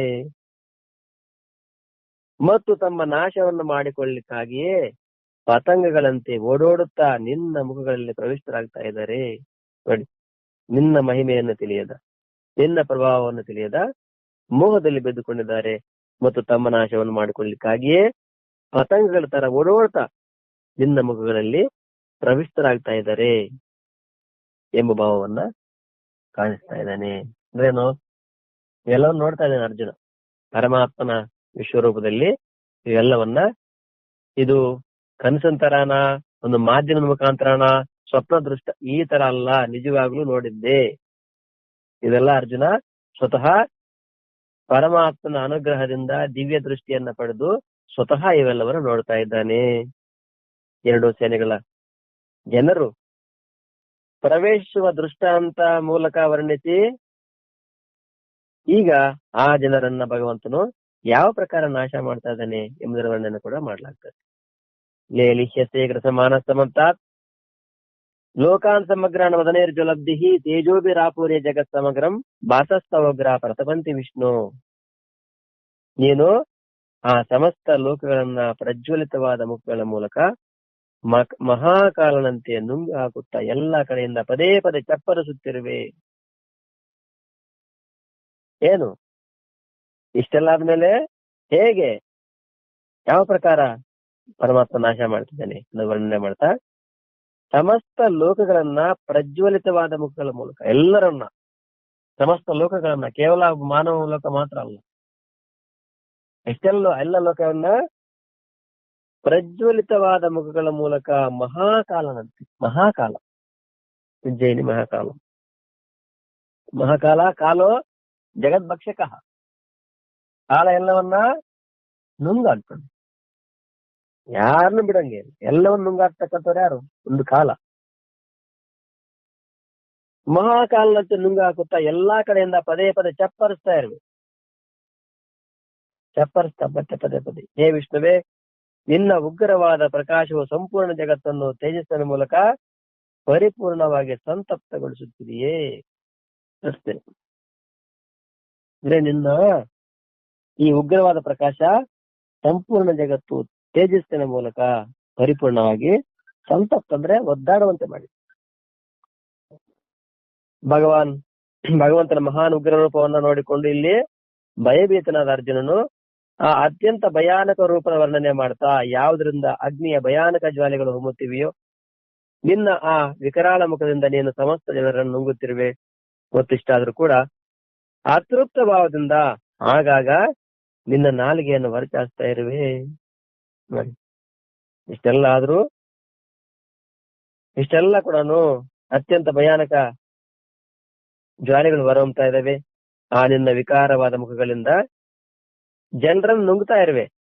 ಮತ್ತು ಇಷ್ಟಾದ್ರೂ ಕೂಡ ಅತೃಪ್ತ ಭಾವದಿಂದ ತೃಪ್ತಿ ಆಗಿಲ್ಲ ನಿಮ್ಗೆ. ಇಷ್ಟಾದ್ರೂ ಆಗಾಗ ನಿನ್ನ ನಾಲಿಗೆಯನ್ನು ಹೊರಚಾಚ್ತಾ ಇರುವೆ. ಏನಕ್ಕೆ ಹೊರಚಾಚಿ ಚಪ್ಪರಿಸ್ತಾರೆ, ಇನ್ನೂ ಬೇಕು, ಸಾಕಾಗಲಿ. ಹಾಗೂ ನಿನ್ನ ಅತ್ಯಂತ ಉಗ್ರ ಪ್ರಕಾಶದ ಭಯಾನಕ ತೇಜದಿಂದ ಜಗತ್ತೆಲ್ಲ ಕೂಡ ಸಂತಪ್ತ ಒದ್ದಾಡ್ತಾ ಇದೆ. ಆ ತೇಜಸ್ ಹೇಗಿದೆ? ಉಗ್ರ ಭಯಾನಕ ತೇಜಸ್ಸು. ಅರ್ಜುನನು 3ನೇ ಮತ್ತು 4ನೇ ಶ್ಲೋಕದಲ್ಲಿ ಭಗವಂತನಲ್ಲಿ ತನ್ನ ಐಶ್ವರ್ಯಮಯ ರೂಪವನ್ನು ದರ್ಶನ ಮಾಡಿಸಲೆಂದು ಪ್ರಾರ್ಥಿಸಿದ್ದನು. 10ನೇ ಅಧ್ಯಾಯದ ಕೊನೆಯಲ್ಲಿ ಪರಮಾತ್ಮ ತನ್ನ ವಿಶ್ವರೂಪದ ವರ್ಣನೆ ಮಾಡಿದಾಗ ಅದನ್ನ ಒಂದ್ಸರಿ ದರ್ಶನ ಮಾಡಬೇಕು ಅಂತ ಅರ್ಜುನನಲ್ಲಿ ಇಚ್ಛೆ ಜಾಗೃತವಾಗಿತ್ತು. ಹಾಗಾಗಿ ಅದೇ ಇಚ್ಛೆಯನ್ನ ವ್ಯಕ್ತಪಡಿಸ್ತಾ ಇದೆ 11ನೇ ಅಧ್ಯಾಯದ 3 ಮತ್ತು 4ನೇ ಶ್ಲೋಕದಲ್ಲಿ. ತನ್ನ ಐಶ್ವರ್ಯದ ರೂಪವನ್ನು ದರ್ಶನ ಮಾಡಿಸಲೆಂದು ಪ್ರಾರ್ಥನೆ ಕೂಡ ಮಾಡ್ತಾನೆ. ಅದಕ್ಕನುಸಾರವಾಗಿ ಭಗವಂತ ತನ್ನ ವಿಶ್ವರೂಪವನ್ನು ಅರ್ಜುನಿಗೆ ತೋರಿಸ್ತಾನೆ. ಆದ್ರೆ ಭಗವಂತನ ಆ ಭಯಾನಕ ಉಗ್ರ ರೂಪ ನೋಡಿ ತುಂಬಾ ಭಯಭೀತರಾಗ್ತಾನೆ. ಮತ್ತು ಅವನ ಮನಸ್ಸಲ್ಲಿ ಶ್ರೀಕೃಷ್ಣ ಯಾರಿರಬಹುದು, ವಸ್ತುತಃ ಆಯ್ತಾ ಯಾರಾಗಿದ್ದಾನೆ ಎಂಬ ವಿಷಯವನ್ನು ತಿಳಿರ್ತಕ್ಕಂಥ ಇಚ್ಛೆ. ಇಷ್ಟೆಲ್ಲ ನೋಡಿದ ಮೇಲೆ, ಈ ಭಯಾನಕ ದೃಶ್ಯಗಳೆಲ್ಲ ನೋಡಿದ ಮೇಲೆ ಶ್ರೀಕೃಷ್ಣ ಯಾರಿರಬಹುದು ಎಂಬುದನ್ನು ತಿಳಿಯತಕ್ಕಂಥ ಇಚ್ಛೆ ಉಂಟಾಗ್ತದೆ. ಹಾಗೂ ಈ ಮಹಾನ್ ಉಗ್ರ ಸ್ವರೂಪದ ಮೂಲಕ ಈಗ ಇವನು ಏನ್ ಮಾಡ್ಲಿಕ್ಕೆ ಬಯಸ್ತಾ ಇದ್ದಾನೆ ಅನ್ನೋದನ್ನ ಅರಿಬೇಕು ಅಂತ ಹೇಳಿ ಭಗವಂತನಲ್ಲಿ ಮತ್ತೆ ಕೇಳ್ತಾರೆ. ಆಖ್ಯಾಹಿ ಮೇಕೋ ಭವಾನುಗ್ರ ರೂಪೋ ನಮೋಸ್ತುತೆ ದೇವ ವರ ಪ್ರಸೀದ ವಿಜ್ಞಾತುಮಿಚ್ಛಾಮಿ ಭವಂತ ಮಾದ್ಯಂ ನಹಿ ಪ್ರಜಾನಾಮಿ ತವ ಪ್ರವೃತ್ತಿಂ. ಆಖ್ಯಾಹಿ ಮೇಕೋ ಭವಾನುಗ್ರ ರೂಪೋ ನಮೋಸ್ತುತೆ ದೇವ ವರ ಪ್ರಸೀದ ವಿಜ್ಞಾತುಮಿಚ್ಛಾಮಿ ಭವಂತ ಮಾದ್ಯಂ ನಹಿ ಪ್ರಜಾನಾಮಿ ತವ ಪ್ರವೃತ್ತಿಂ. ಆಖ್ಯಾಹಿ ಮೇಕೋ ಭವಾನುಗ್ರ ರೂಪೋ ನಮಸ್ತುತೆ ದೇವ ವರ ಪ್ರಸೀದ ವಿಜ್ಞಾತುಮಿಚ್ಛಾಮಿ ಭವಂತ ಮಾದ್ಯಂ ನಹಿ ಪ್ರಜಾನಾಮಿ ತವ ಪ್ರವೃತ್ತಿಂ. ಆಖ್ಯಾಹಿ ಮೇಕೋ ಭವಾನುಗ್ರ ರೂಪೋ ನಮಸ್ತುತೆ ದೇವ ವರ ಪ್ರಸೀದ ವಿಜ್ಞಾತುಮಿಚ್ಛಾಮಿ ಭವಂತ ಮಾದ್ಯಂ ನ ಹಿ ಪ್ರಜಾನಾಮಿ ತವ ಪ್ರವೃತ್ತಿಂ. ಉಗ್ರರೂಪ ಭವಾನ್ ಕಹ ಮೇ ಆಖ್ಯಾಹಿ ದೇವವರ ತೇ ನಮಃ ಅಸ್ತು ಪ್ರಸೀದ ಆದ್ಯಂ ಭವಂತಂ ವಿಜ್ಞಾತುಂ ಇಚ್ಛಾಮಿ ಹಿ ತವ ಪ್ರವೃತ್ತಿಂ ನ ಪ್ರಜಾನಾಮಿ. ಉಗ್ರರೂಪ, ಉಗ್ರರೂಪಿಯಾದ ಭವಾನ್ ನೀನು, ಕಹ ಯಾರು, ಮೇ ಆಖ್ಯಾಹಿ ಎಂದು ಕೃಪೆ ಮಾಡಿ ನನಗೆ ತಿಳಿಸು. ಉಗ್ರರೂಪಿಯಾದ ಭಗವಾನ್, ಓ ಪರಮಾತ್ಮನೇ, ಈ ಉಗ್ರರೂಪವಾಗಿರ್ತಕ್ಕಂಥ ನೀವು ಯಾರು, ನನ್ನ ಮೇಲೆ ಕೃಪೆ ಮಾಡಿ ಆಖ್ಯಾಹಿ ತಿಳಿಸಿ. ದೇವವರ ತೇ ನಮಃ ಅಸ್ತು, ಹೇ ದೇವಶ್ರೇಷ್ಠನೇ ನಿಮಗೆ ನಮಸ್ಕಾರವಿರಲಿ. ಈ ಉಗ್ರರೂಪಿಯಾಗಿರ್ತಕ್ಕಂಥ ತಾವು ಯಾರು, ನನಗೆ ಕೃಪೆ ಮಾಡಿ ತಿಳಿಸಿ, ನಿಮಗೆ ನಮಸ್ಕಾರ. ಪ್ರಸೀದ ಆದ್ಯಂ ಪ್ರಸನ್ನನಾಗು, ಆದಿಪುರುಷನಾದ ಭಗವಂತ ವಿಜ್ಞಾತುಂ ನಿನ್ನನ್ನು ನಾನು ವಿಶೇಷ ರೂಪದಿಂದ ತಿಳಿಯಲು ಇಚ್ಛಾಮಿ ಬಯಸ್ತೇನೆ. ಈ ತವ ಪ್ರವೃತ್ತಿ ನಾ ಪ್ರಜಾನಾಮಿ. ಯಾಕೆ ಬಯಸ್ತೀನಪ್ಪ ಅಂದ್ರೆ, ಯಾಕೆಂದ್ರೆ ನಾನು ನಿನ್ನ ಪ್ರವೃತ್ತಿಯನ್ನ ಅರಿಯದವನಾದೆ. ನಾ ಪ್ರಜಾನಾಮಿ, ಉಗ್ರರೂಪಿಯಾದ ನೀನು ಯಾರು ಎಂಬುದನ್ನ ಕೃಪೆ ಮಾಡಿ ನನಗೆ ತಿಳಿಸು. ಹೇ ದೇವಶ್ರೇಷ್ಠನೇ, ನಿಮಗೆ ಪ್ರಣಾಮಗಳು. ನೀವು ಪ್ರಸನ್ನರಾಗಿ ಆದಿಪುರುಷನಾದ ನಿನ್ನನ್ನು ನಾನು ವಿಶೇಷ ರೂಪದಿಂದ ತಿಳಿಯಲು ಬಯಸ್ತೇನೆ. ಅಂದ್ರೆ ನೀವು ಪ್ರಸನ್ನರಾಗಿ ಈ ಆದಿಪುರುಷರಾಗಿರ್ತಕ್ಕ ತಾವು ಯಾರು ಅಂತ ಹೇಳಿ ನಿಮ್ಮನ್ನ ವಿಶೇಷ ರೂಪದಿಂದ ತಿಳಿ ಬಯಸ್ತೇನೆ. ಯಾಕೆಂದ್ರೆ ನಾನು ನಿನ್ನ ಪ್ರವೃತ್ತಿ ಅಂದ್ರೆ ಇವೆಲ್ಲ ನನಗೆ ಏನೇ ದಿಕ್ಕು ತೋಚದ ಹಾಗಿದ್ರೆ, ನಿನ್ನ ಪ್ರವೃತ್ತಿ ಏನು ಅಂತ ನನಗೆ ತಿಳಿದವನಾಗಿದ್ದೇನೆ. ಅರ್ಜುನನಾದರೂ ಭಗವಾನ್ ಶ್ರೀಕೃಷ್ಣನು ತನ್ನ ಯೋಗ ಶಕ್ತಿಯಿಂದ ನನಗೆ ತನ್ನ ಯಾವ ವಿಶ್ವರೂಪವನ್ನು ತೋರಿಸಿದ್ದಾನೆಂಬುದನ್ನು ತಿಳಿದುಕೊಂಡೇ ಇದ್ದನು. ಹೀಗಿರುವಾಗ ಅವನು ಉಗ್ರ ರೂಪಧಾರಿಯಾದ ನೀನು ಯಾರಾಗಿದ್ದೀಯೇ ಎಂದು ಹೇಗೆ ಹೇಳಿದನು? ಅರ್ಜುನನಾದರೂ ಭಗವಾನ್ ಶ್ರೀಕೃಷ್ಣನು ತನ್ನ ಯೋಗ ಶಕ್ತಿಯಿಂದ ತನ್ನ ವಿಶ್ವರೂಪವನ್ನ ತೋರಿಸುತ್ತಿದ್ದಾನೆಂಬುದನ್ನ ತಿಳಿದುಕೊಂಡೇ ಇದ್ದ. ಅರ್ಜುನನಾದರೂ ಭಗವಾನ್ ಶ್ರೀಕೃಷ್ಣನೇ ತನ್ನ ಯೋಗ ಶಕ್ತಿಯಿಂದ ನನಗೆ ತನ್ನ ವಿಶ್ವರೂಪವನ್ನು ತೋರಿಸ್ತಾ ಇದ್ದಾನೆ ಅಂತ ತಿಳ್ಕೊಂಡಿದ್ದ. ಹೀಗಿರ್ಬೇಕಾದ್ರೆ ಅವನು ಉಗ್ರ ರೂಪಿಯಾದಾರಿಯಾದ ನೀನು ಯಾರಾಗಿದ್ದೀಯೇ ಅಲ್ಲ, ಅರ್ಜುನ್ ಗೊತ್ತಿದೆಯಲ್ಲ ಪರಮಾತ್ಮನೇ ನನಗೆ ವಿಶ್ವರೂಪವನ್ನು ತೋರಿಸ್ತಾ ಇದ್ದಾನೆ ಅಂತ ಹೇಳಿ. ಮತ್ತೆ ಇಲ್ಲಿ ಉಗ್ರರೂಪ ಆಗಿರ್ತಕ್ಕಂಥ ನೀವ್ ಯಾರು ಅಂತ ಯಾಕೆ ಹೇಳ್ತಾನೆ? ಸಂಶಯ ಬಂದಿದ್ಯಾ? ಪ್ರಶ್ನೆ ಮಾಡ್ತಾ, ಈ ಉಗ್ರ ರೂಪವು ಶ್ರೀಕೃಷ್ಣನದೇ ಆಗಿದೆ ಎಂದು ಅರ್ಜುನನಾದರೂ ತಿಳಿದಿದ್ದನು, ಗೊತ್ತಿದೆ. ಮತ್ತೇನು? ಆದರೆ ಈ ಭಯಂಕರ ರೂಪವನ್ನು ನೋಡಿ ಅವನ ಮನದಲ್ಲಿ ಶ್ರೀಕೃಷ್ಣನ ವಸ್ತುತಃ ಯಾರಾಗಿದ್ದಾರೆ ಕೃಷ್ಣನಿಗೆ ಗೊತ್ತಿಲ್ಲ ಅಂತಲ್ಲ, ಅರ್ಜುನಿಗೆ ಗೊತ್ತಿಲ್ಲ ಅಂತಲ್ಲ, ಎಲ್ಲ ಗೊತ್ತಿದೆ. ಏನಂತ? ಈ ಉಗ್ರ ರೂಪ ಶ್ರೀಕೃಷ್ಣನದೇ ಅಂತ ಹೇಳಿ ಚೆನ್ನಾಗಿ ಗೊತ್ತಿದೆ ಅರ್ಜುನನಿಗೆ. ಆದ್ರೂ ಈ ಭಯಂಕರ ರೂಪ ನೋಡಿ ಅವನ ಮನಸ್ಸಲ್ಲಿ ವಸ್ತುತಃ ಶ್ರೀಕೃಷ್ಣ ಯಾರಿರ್ಬಹುದು? ಇದುವರೆಗೆ ನೋಡಿ ಚೆನ್ನಾಗಿದೆ. ಈ ಭಯಂಕರ ರೂಪ ನೋಡ್ತಾ ಆ ಶ್ರೀಕೃಷ್ಣ ಇನ್ನು ಬೇರೆ ಏನಾದ್ರೂ ಆಗಿರ್ಬೋದೇನೋ. ಈ ಪ್ರಕಾರ ಭಯಂಕರ ರೂಪವನ್ನು ಕೂಡ ಧರಿಸಬಲ್ಲವನನ್ನು ತಿಳಿಯುವ ಅಂದ್ರೆ ಒಂದು ಒಳ್ಳೆಯ ರೂಪ ಅವೆಲ್ಲ ನೋಡಿ ಚೆನ್ನಾಗಿದೆ. ಈ ಭಯಂಕರ ರೂಪ ನೋಡಿ, ಈ ರೀತಿ ಭಯಂಕರ ರೂಪ ಧರಿಸಬಲ್ಲಿರ್ತಕ್ಕಂಥವ್ರನ್ನ ಏನಿರ್ಬಹುದು? ವಿಶೇಷವಾಗಿ ತಿಳಿಯತಕ್ಕಂಥ ಇಚ್ಛೆ ಜಾಗೃತಿ ಆಯ್ತು. ಅದಕ್ಕಾಗಿ ಅವನು ಆದಿಪುರುಷನಾದ ನಾನು ನಿನ್ನನ್ನ ವಿಶೇಷ ರೂಪದಿಂದ ತಿಳಿಯಲು, ಹಾಗಾಗಿ ಸ್ವಲ್ಪ ವಿಶೇಷವಾಗಿ ನಮ್ಮ ತಿಳ್ಕೋಬೇಕು ಅಂತ ಬಯಸ್ತಾ ಇದ್ದೇನೆ ಅಂತ ಹೇಳಿ ಹೇಳ್ತಾ ಇದ್ದಾನೆ. ದೇವವರ ಎಂಬ ಸಂಬೋಧನೆಯಿಂದ ಭಗವಂತನಿಗೆ ನಮಸ್ಕರಿಸುವುದು ಮತ್ತು ಪ್ರಸನ್ನನಾಗೆಂದು ಹೇಳುವುದರ ಅಭಿಪ್ರಾಯವೇನು? ದೇವವರ ಸಂಬೋಧನೆ. ದೇವವರ ಅಂತಂದ್ರೇನು? ದೇವ ಶ್ರೇಷ್ಠ ಅಂದ್ರೆ ಎಲ್ಲಾ ದೇವತೆಗಳಿಗೂ ಶ್ರೇಷ್ಠನೇ ದೇವವರ. ಇದು ಸಂಬೋಧನೆ. ಏನಪ್ಪಾ ಪ್ರಸನ್ನನಾಗುವಂತ ಹೇಳ್ತಾರಲ್ಲ ಅಂತಂದ್ರೆ, ದೇವತೆಗಳಲ್ಲಿ ಸರ್ವಶ್ರೇಷ್ಠನಾಗಿರುವವನ್ನ ದೇವವರ ಅಂತ ಹೇಳ್ತಾರೆ. ಆದ್ರಿಂದ ಭಗವಂತನನ್ನ ದೇವವರ ಎಂದು ಹೆಸರಿನಿಂದ ಸಂಬೋಧಿಸಿ ಅರ್ಜುನನು ಅವನ ಈಶ್ವರತ್ವವನ್ನು ವ್ಯಕ್ತಪಡಿಸಿ ಅವನಿಗೆ ನಮಸ್ಕಾರ ಮಾಡ್ತಾ ಇದ್ದಾನೆ. ಹಾಗೂ ಅವನ ಭಯಾನಕ ರೂಪವನ್ನು ನೋಡಿ ಅರ್ಜುನನು ಭಯಭೀತನಾಗಿದ್ದನು. ಅದರಿಂದ ಅವನನ್ನ ಪ್ರಸನ್ನನಾಗೆಂದು ಪ್ರಾರ್ಥಿಸುತ್ತಿದ್ದಾನೆ. ದೇವತೆಗಳಲ್ಲಿ ಸರ್ವಶ್ರೇಷ್ಠನಾಗಿರುವವನ್ನ ದೇವವರ ಅಂತ ಹೇಳ್ತಾರೆ. ಆದ್ರಿಂದ ಭಗವಂತನನ್ನ ದೇವರ ಎಂದು ಹೆಸರಿಂದ ಸಂಬೋಧಿಸಿ ಅರ್ಜುನನು ಅವನ ಈಶ್ವರ ತತ್ವವನ್ನ ವ್ಯಕ್ತಪಡಿಸಿ ದೇವಶ್ರೇಷ್ಠ ಈಶ್ವರ ತತ್ವ ವ್ಯಕ್ತಪಡಿಸಿ ಅವರಿಗೆ ನಮಸ್ಕಾರ ಮಾಡ್ತಾ ಇದ್ದೇನೆ. ಹಾಗೂ ಅವನ ಭಯಾನಕ ರೂಪವನ್ನು ನೋಡಿ ಅರ್ಜುನ ಭಯಭೀತನಾಗಿದ್ದಾನೆ. ಅದರಿಂದ ಅವರನ್ನ ಪ್ರಸನ್ನರಾಗಿ ತಾವು, ಈಗ ಪ್ರಸನ್ನರಾದ್ರೆ ತಾನೆ ಮತ್ತೆ ಏನೋ ಮಾತಾಡ್ಲಿಕ್ಕೆ ತಿಳ್ಕೊಳ್ಲಿಕ್ಕೆ. ಪ್ರಸನ್ನರಾಗಿಲ್ಲ ಅಂದ್ರೆ ಏನ್ ಮಾತಾಡ್ಲಿಕ್ಕೆ? ಈಗ ನಮ್ಮ ಮೇಲೆ ಅವ್ರಿಗೆ ಅನುಗ್ರಹ ಆದ್ರೆ ಏನೋ ಮಾತಾಡ್ಬೋದು. ಅವ್ರು ನಮ್ ಕಡೆ ನೋಡ್ಲೇ ಇಲ್ಲ ಅಂತಂದ್ರೆ, ನಮ್ಮ ಮಾತು ಕೇಳಿಲ್ಲ ಅಂದ್ರೆ ಅವರಿಂದ ನಾವೇನ್ ತಿಳ್ಕೊಳಕ್ಕಾಗುತ್ತೆ? ನಿನ್ನ ಪ್ರವೃತ್ತಿಯನ್ನು ನಾನು ಅರಿಯನು, ಈ ಮಾತಿನ ಅಭಿಪ್ರಾಯವೇನು? ಅರ್ಜುನನು ಕೌರವ ಪಕ್ಷದ ಮತ್ತು ಪ್ರಾಯಶಃ ನಮ್ಮ ಎಲ್ಲಾ ಯೋಧರು ಪ್ರತ್ಯಕ್ಷವಾಗಿ ನಾಶವಾಗುತ್ತಿರುವುದು ಕಂಡು ಬರುತ್ತಿರುವಷ್ಟು ಭಯಂಕರವಾದ ರೂಪವನ್ನು ನನಗೆ ನೀನು ಏಕೆ ತೋರಿಸುತ್ತಿರುವೆ?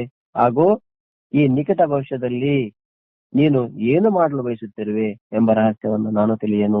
ಆದ್ರಿಂದ ಈಗ ನೀನು ಕೃಪೆಗೈದು ಇದೇ ರಹಸ್ಯವನ್ನ ತೆರೆದು ತೋರಿಸು ಎಂಬ ಭಾವವನ್ನ ತೋರ್ಪಡಿಸ್ತಾ ಇದ್ದಾನೆ. ನಿನ್ನ ಪ್ರವೃತ್ತಿಯನ್ನು ನಾನು ಅರಿಯನು. ನಿಮ್ಮಲ್ಲಿ ಏನ್ ನೋಡ್ತಾ ಇದ್ದೀನಿ, ಏನ್ ಅನ್ನೋದು ಅರ್ಥ ಆಗ್ತಾ ಇಲ್ಲ. ನಿಮ್ಮ ಈ ರೂಪ ಏನು ಸಮಾಚಾರ ಅಂತ ಪ್ರಶ್ನೆ ಮಾಡ್ತಾ, ಕೌರವ ಪಕ್ಷದ ಪ್ರಾಯಶಃ ಎಲ್ಲಾ ಯೋಧರು ಅಂದ್ರೆ ನಾನು ನೋಡ್ತಿರ್ಬೇಕಾದ್ರೆ ನಿಮ್ಮಲ್ಲಿ ನಾನು ನೋಡ್ತಾ ಇದ್ದೇನೆ. ಕೌರವ ಪಕ್ಷದ ಪ್ರಾಯಶಃ ಎಲ್ಲಾ ಯೋಧರು, ಪ್ರಾಯಶಃ ಯಾಕೆ ಬಿಟ್ರಲ್ಲಿ? ಎಲ್ಲರೂ ಯಾರು ಇದ್ದಾರೆ? ಭೀಷ್ಮ ದ್ರೋಣಾದಿಗಳು ಅವ್ರನ್ನ ಬಿಟ್ಟು ಇನ್ನು ಮಿಕ್ಕ ಎಲ್ರು ಪ್ರಾಯಶಃ. ಇದರಿಂದ ಪ್ರಾಯಶಃ ಶಬ್ದದಿಂದ ಇಲ್ಲಿ ಅನುಮಾನ ಯಾರ ಬಗ್ಗೆ ಪ್ರಾಯಶಃ ಯಾರಿರ್ಬೋದು? ಭೀಷ್ಮ ದ್ರೋಣ ಇಬ್ರು ಬಿಟ್ಟು, ಆಯ್ತಾ? ಇನ್ನು ಪ್ರಾಯಶಃ ಎಲ್ಲಾ ಯೋಧರು ಪ್ರತ್ಯಕ್ಷವಾಗಿ ನಾಶವಾಗುತ್ತಿರುವುದು ಕಂಡು ಬರುತ್ತಿರುವಷ್ಟು ಭಯಂಕರವಾದ ರೂಪವನ್ನು ನನಗೆ ಏಕೆ ತೋರಿಸುತ್ತಿರುವೆ? ನೋಡಿ, ಪ್ರಾಯಶಃ ಯಾರಿಬ್ರು? ಭೀಷ್ಮ ದ್ರೋಣ ಇಬ್ರು ಬಿಟ್ಟು ಪ್ರತ್ಯಕ್ಷವಾಗಿ ನಾಶವಾಗುತ್ತಿರುವುದು ಕಂಡು ಬರುತ್ತಿರುವಷ್ಟು ಭಯಂಕರವಾದ ರೂಪ ನನಗೆ ನೀವು ಯಾಕೆ ತೋರಿಸ್ತಾ ಇದ್ದೀರಿ? ಹಾಗೂ ಈ ನಿಕಟ ಭವಿಷ್ಯದಲ್ಲಿ ಅಂದ್ರೇನು? ಇನ್ನು ಸ್ವಲ್ಪ ಹೊತ್ತಿನಲ್ಲಿ ಏನು ನಡೀಬಹುದಾದ ಘಟನೆ, ಅದೇನ್ ನಡೀಬಹುದು? ನೀವು ಏನ್ ಮಾಡ್ಲಿಕ್ಕೆ ಬಯಸಿದ್ದೀರಿ? ಈ ರಹಸ್ಯವನ್ನು ನನಗೆ ಗೊತ್ತಾಗ್ತಾ ಇಲ್ಲ. ಅಂದ್ರೇನು? ಅವರೆಲ್ಲ ಕೂಡ ಪ್ರಾಯಶಃ ಕೌರವ ಪಕ್ಷದ ಎಲ್ಲರೂ ಕೂಡ ಪ್ರತ್ಯಕ್ಷವಾಗಿ ನಾಶವಾಗುವಷ್ಟು, ಅದನ್ನ ಕಂಡು ಬರುವಷ್ಟು ಭಯಂಕರವಾದ ನಿಮ್ಮ ರೂಪ ನನಗೆ ತೋರಿಸಿದ್ದೀರಿ, ಚೆನ್ನಾಗಿದೆ. ಆದ್ರೆ ಇನ್ನು ನಿಕಟ ಭವಿಷ್ಯದಲ್ಲಿ ಅಂದ್ರೆ ಸ್ವಲ್ಪ ಹೊತ್ತಿನಲ್ಲಿ ಏನ್ ನಡೀಬಹುದು ಅದು ನನಗೆ ಗೊತ್ತಿಲ್ಲ. ನೀವು ಏನ್ ಮಾಡ್ಬೇಕಂತ ಬಯಸಿದ್ದೀರೋ ಈ ರಹಸ್ಯವನ್ನು ನಾನು ತಿಳಿಯನು, ನನಗೆ ಗೊತ್ತಾಗ್ತಾ ಇಲ್ಲ ಏನು. ಆದ್ರಿಂದ ಈಗ ನೀನು ಕೃಪೆ ಮಾಡಿ, ನನ್ನ ಮೇಲೆ ಕೃಪೆ ಮಾಡಿ ಇದೇ ರಹಸ್ಯವನ್ನ ತೆರೆದು ತೋರಿಸು. ಅಂದ್ರೆ ಇದರ ಅರ್ಥ ಇನ್ನು ಅದನ್ನು ನನಗೆ ಹೇಳಿ ಏನು ಅನ್ನೋದನ್ನ ಇಲ್ಲಿ ಇದನ್ನೇ ವಿಶೇಷವಾಗಿ ನಾನು ವಿಶೇಷ ರೂಪದಿಂದ ತಿಳಿಯಲಿಕ್ಕೆ ಬಯಸ್ತೇನೆ. ಅಂತಂದ್ರೆ ಏನು? ಕೌರವ ಪಕ್ಷದ ಎಲ್ಲಾ ಜನರು ಪ್ರಾಯಶಃ, ಕೆಲವರು ಬಿಟ್ಟು ಒಬ್ಬರಿಬ್ರು ಎಲ್ಲ ಕೂಡ ಪ್ರತ್ಯಕ್ಷವಾಗಿ ನಾಶ ಆಗ್ತಕ್ಕಂಥ ನಾನು ನೋಡ್ತಾ ಇದ್ದೇನೆ. ಇದೆಲ್ಲ ನೋಡ್ತಾ ಇದ್ರೆ ಇನ್ನು ಸ್ವಲ್ಪ ಹೊತ್ತಿನಲ್ಲಿ ನೀವು ಈ ನಿಕಟ ಭವಿಷ್ಯ ಅಂದ್ರೆ ಏನು? ಇನ್ನು ಸ್ವಲ್ಪ ಹೊತ್ತಿನಲ್ಲಿ ಏನಾಗ್ತದೆ ಅಂತ ನಮ್ಗೆ ಗೊತ್ತಾಗ್ತಾ ಇಲ್ಲ, ಅದನ್ನು ಸ್ವಲ್ಪ ನನಗೆ ಹೇಳಿ. ಇದೆ ಇಲ್ಲಿ ಅಭಿಪ್ರಾಯ. ಈ ಪ್ರಕಾರ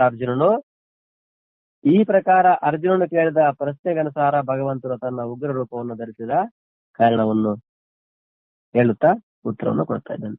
ಈ ಪ್ರಕಾರ ಅರ್ಜುನ ಕೇಳಿದ ಪ್ರಶ್ನೆಗನುಸಾರ ಪರಮಾತ್ಮ ತನ್ನ ಉಗ್ರ ರೂಪ ಧರಿಸಿದ ಕಾರಣ, ಯಾತಕ್ಕಾಗಿ ಉಗ್ರ ರೂಪ ಧರಿಸಿದ್ದೇನೆ ಅದಕ್ಕೆ ಉತ್ತರ ಹೇಳ್ತಾ ಶ್ರೀ ಭಗವಾನ್ ವಾಚ.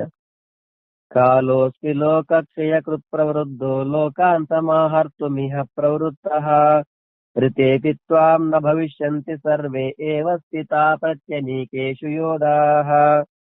ಕಾಲೋಸ್ಮಿ ಲೋಕಕ್ಷಯ ಕೃತ್ ಪ್ರವೃದ್ಧೋ ಲೋಕಾಂತಮಾಹರ್ತುಮಿಹ ಪ್ರವೃತ್ತಃ ಋತೇಪಿ ತ್ವಾಂ ನ ಭವಿಷ್ಯಂತಿ ಸರ್ವೇ ಏವ ಸ್ಥಿತಾ ಪ್ರತ್ಯನೀಕೇಷು ಯೋಧಾಃ.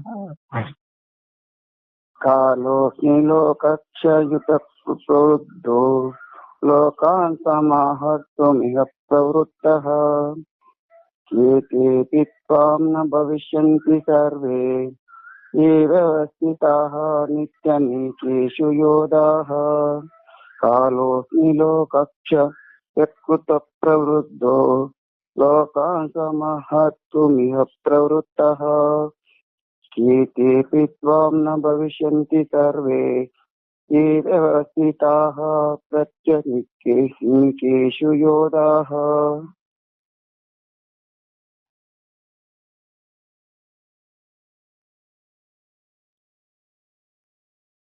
ಕಾಲೋಸ್ಮಿ ಲೋಕಕ್ಷೇತ್ರ ಪ್ರವೃದ್ಧೋ ಲೋಕಾನ್ ಸಮಾಹರ್ತುಮಿಹ ಪ್ರವೃತ್ತಃ ಋತೇಪಿ ತ್ವಾಂ ನ ಭವಿಷ್ಯಂತಿ ಸರ್ವೇ ಏವ ಸ್ಥಿತಾಃ ಪ್ರತ್ಯನೀಕೇಷು ಯೋಧಾಃ. ಏನ್ ಹೇಳ್ತಿದ್ದಾರೆ? ಲೋಕಕ್ಷಯ ಕೃತ್ ಪ್ರವೃತ್ತಃ ಕಾಲಃ ಅಸ್ಮಿ ಇಹ ಲೋಕಾನ್ ಸಮಾಹರ್ತುಂ ಪ್ರವೃತ್ತಃ ಯೇ ಪ್ರತ್ಯನೀಕೇಷು ಅವಸ್ಥಿತಾಃ ಯೋಧಾಃ ತೇ ಸರ್ವೇ ತ್ವಾಂ ಋತೆ ಅಪಿ ನ ಭವಿಷ್ಯಂತಿ. ಹೇಳ್ತಾ ಇದ್ದಾರೆ ಲೋಕಕ್ಷಯ ಕೃತ್ ಲೋಕಗಳನ್ನ ನಾಶ ಮಾಡುವ ಪ್ರವೃದ್ಧ ಬೆಳೆದಿರುವ ಕಾಲಃ ಮಹಾಕಾರಣು ಅಸ್ಮಿ ಆಗಿದ್ದೇನೆ. ಅಂದ್ರೆ ಲೋಕವನ್ನ ನಾಶ ಮಾಡುವ ಪ್ರವೃದ್ಧ ಅದಕ್ಕಾಗಿ ಬೆಳೆದಿರ್ತಕ್ಕಂತ ಮಹಾಕಾರಣ ಆಗಿದ್ದೇನೆ. ಪರಮಾತ್ಮ ಹೇಳ್ತಾ ಇದ್ದಾನೆ. ಅಲ್ಲ ಇದೆಲ್ಲ ನೋಡಿ ನನಗೆ ನೀ ಇಷ್ಟೆಲ್ಲ ಉಗ್ರ ರೂಪವನ್ನು ಧರಿಸಿದಾರಲ್ಲ ಏನ್ ಕಾರಣ? ಈಗಾಗಲೇ ಹೇಳಿದ್ನಲ್ಲ, ಅದನ್ನ ವಿಶೇಷ ರೂಪ ತಿಳ್ಕೋಬೇಕು ಅಂದ್ರೆ ಈ ಉಗ್ರ ರೂಪವನ್ನು ಏಕೆ ಬಂತು?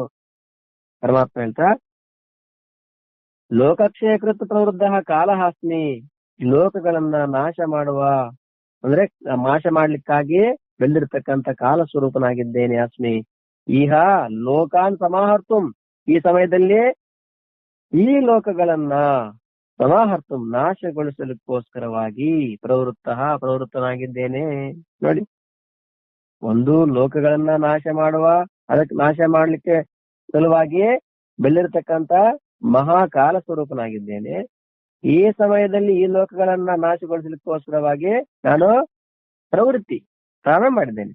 ಅದಕ್ಕಾಗಿ ಯಾವ ಪ್ರತ್ಯನೀಕೇಶು ಅವಸ್ಥಿತ ಪ್ರತಿಪಕ್ಷದ ಸೇನೆಯಲ್ಲಿ ಸ್ಥಿತರಾದ ಯೋಧಾಹ ತೇ ಸರ್ವೇ ತ್ವಾಮೃತೆ ಅಪಿ, ಈ ಯಾರ್ಯಾರು ಯೋಧರುಗಳಿದ್ದಾರೋ ಅವರು ತ್ವಾಂ ಸರ್ವೇ ಎಲ್ಲರೂ ತ್ವಾಂ ಮೃತೆ ಅಪಿ, ನೀನು ಯುದ್ಧ ಮಾಡದೇ ಇದ್ದರೂ ಕೂಡ ನಾ ಭವಿಷ್ಯಂತಿ ಇರುವುದಿಲ್ಲ, ಇವರುಗಳು ನಾಶವಾಗುವರು. ನೋಡಿ ಪರಮಾತ್ಮ ಹೇಳ್ತಿದ್ದಾರೆ, ನಾನು ಲೋಕಗಳನ್ನ ನಾಶ ಮಾಡಲು ಬೆಳೆದಿರುವಂತ ಮಹಾಕಾರನಾಗಿದ್ದೇನೆ. ಈ ಸಮಯದಲ್ಲಿ ಈ ಲೋಕಗಳನ್ನ ನಾಶಗೊಳಿಸುವುದಕ್ಕಾಗಿ ಪ್ರವೃತ್ತನಾಗಿದ್ದೇನೆ. ಅದಕ್ಕಾಗಿ ಯಾವ ಪ್ರತಿಪಕ್ಷದ ಸೇನೆಯಲ್ಲಿ ಸ್ಥಿತರಾದ ಯೋಧರುಗಳಿದ್ದಾರೋ ಅವರೆಲ್ಲರೂ ನೀನು ಯುದ್ಧ ಮಾಡದೇ ಇದ್ದರೂ ಉಳಿಯಲಾರರು, ಅರ್ಥಾತ್ ಇವರೆಲ್ಲರೂ ನಾಶವಾಗುವರು. ಇಲ್ಲಿ ನೋಡಿದ ಪ್ರತಿಪಕ್ಷದ ಯೋಧರು ಅಂತ ಹೇಳ್ತಾರೆ. ಮತ್ತೆ ನಿಮ್ಮ ಪಕ್ಷದ ಯೋಧರ ಬಗ್ಗೆ ಯಾಕೆ ಮಾತಾಡ್ಲಿಲ್ಲ? ಪರಮಾತ್ಮ ಸ್ವಾರ್ಥಿ. ಇದ್ರ ಅರ್ಥ ಏನು? ಅರ್ಜುನನಿಗೆ ಭ್ರಾಂತಿ ಬಂದಿರೋದು ಈಗ ಏನಂತ, ಎಲ್ಲ ಕೂಡ ಈಗೇನು ನಾನು ಯುದ್ಧ ಮಾಡ್ಬೇಕಲ್ಲ, ನಾನು ಅವ್ರನ್ನ ಸಾಯಿಸುವಂತ ಒಂದು ಕೆಲಸ ಮಾಡ್ಬೇಕಲ್ಲ, ಆ ಪಾಪಕ್ಕೆ ನಾನು ಭಾಗಿಯಾಗ್ತೇನಲ್ವಾ ಅನ್ನೋದೇ ಅರ್ಜುನ ಮೋಹ. ಇಲ್ಲಿ ನೋಡಪ್ಪ, ನೀನು ಯುದ್ಧ ಮಾಡದೇ ಇದ್ರು ಅವ್ರು ಯಾರು ಉಳಿಯಲ್ಲ ಅಂದ್ರೇನು? ಯುದ್ಧ ಮಾಡಿದ್ರು ಉಳಿಯಲ್ಲ, ಯುದ್ಧ ಮಾಡದೇ ಇದ್ರು ಉಳಿಯಲ್ಲ. ಈಗ ನೋಡಿ, 1ನೇ ಪ್ರಪಂಚ ಯುದ್ಧ ಬಂತು, 2ನೇ ಪ್ರಪಂಚ ಯುದ್ಧ ಬಂತು. 1ನೇ ಪ್ರಪಂಚ ಯುದ್ಧದಲ್ಲಿ ಏನೆಲ್ಲ ಆಯ್ತು, ಸುಮಾರು ಜನ ಸತ್ತೋದ್ರಂತೆ. ಆಯ್ತು. 2ನೇ ಪ್ರಪಂಚ ಯುದ್ಧದಲ್ಲಿ ಕೂಡ ಸುಮಾರು ಜನ ಸತ್ತೋದ್ರು. ಹಿರೋಶಿಮಾ ನಾಗಸಾಕಿ ಮೇಲೆ ಅಮೆರಿಕದವರು ಅಣುಬಾಂಬನ್ನು ಕೂಡ ಹಾಕಿದ್ರು. ಆಯ್ತು, ಸರಿ, ಅಲ್ಲಿ ಸುಮಾರು ಜನ ಹೋದ್ರು. ಈಗ 3ನೇ ಪ್ರಪಂಚ ಯುದ್ಧ ಬರ್ತಾ ಇದೆ ಅಂತ ಹೇಳ್ತಾ ಇದ್ದಾರೆ. ದಿನ ನೋಡ್ಬೇಕು ನೀವು ಸರಿ, ಅದಿಗೋ 3ನೇ ಪ್ರಪಂಚ ಯುದ್ಧ ಮತ್ತು ಇದಿಗೋ ಬಂತು, ಹೀಗೆ ದಿನ ಹೇಳ್ತಾ ಇರೋದೆ, ವರ್ಷಾನುಗಟ್ಲೆ ಹೇಳ್ತಾನೆ ಇದ್ದಾರೆ. 3ನೇ ಪ್ರಪಂಚ ಯುದ್ಧ ಬಂದು ಎಲ್ರು ಸತ್ತೋಗ್ತಾರಂತೆ. ಆಯ್ತು. ಈಗ 1ನೇ ಪ್ರಪಂಚ ಯುದ್ಧ ಯಾವಾಗ ಬಂದಿದ್ದು? ಎಷ್ಟು ನನ್ಗೆ ಜ್ಞಾಪಕ ಇಲ್ಲ. 2ನೇ 3 ನೋಡಿದ್ವಿ.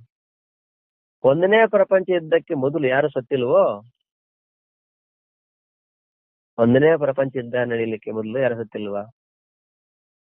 ಯುದ್ಧ ಮಾಡ್ತಿದ್ರೆ ಎಲ್ರು ಸಾಯೋದೆ. ಯುದ್ಧ ಬಂದ್ರೆ ಸಾಯೋದಾ? ಈಗ ಆಕ್ಸಿಡೆಂಟ್ ಆಗಿ ಒಬ್ಬ ವ್ಯಕ್ತಿ ಸತ್ತೋದ, ಆಕ್ಸಿಡೆಂಟ್ ಆಗ್ಲಿಲ್ಲಪ್ಪ ಅಂತವ್ರು ಯಾರು ಸಾಯ್ಲಿಲ್ವೋ? ಆಕ್ಸಿಡೆಂಟ್ ಆಗದೇ ಇದ್ರು ಸಾಯ್ತಾನೆ ಇದ್ದಾರೆ. ಈಗ ಯಾರೋ ಕ್ಯಾನ್ಸರ್ ಬಂದು ಸತ್ತೋದರಂತೆ. ಹಂಗಾಗಿ ಕ್ಯಾನ್ಸರ್ ಯಾರಿಗೆ ಬಂದ್ರೆ ಅವರೆಲ್ಲೂ ಹಂಗೆ ಇದ್ಬಿಟ್ಟಿದ್ದಾರೆ ಏನು?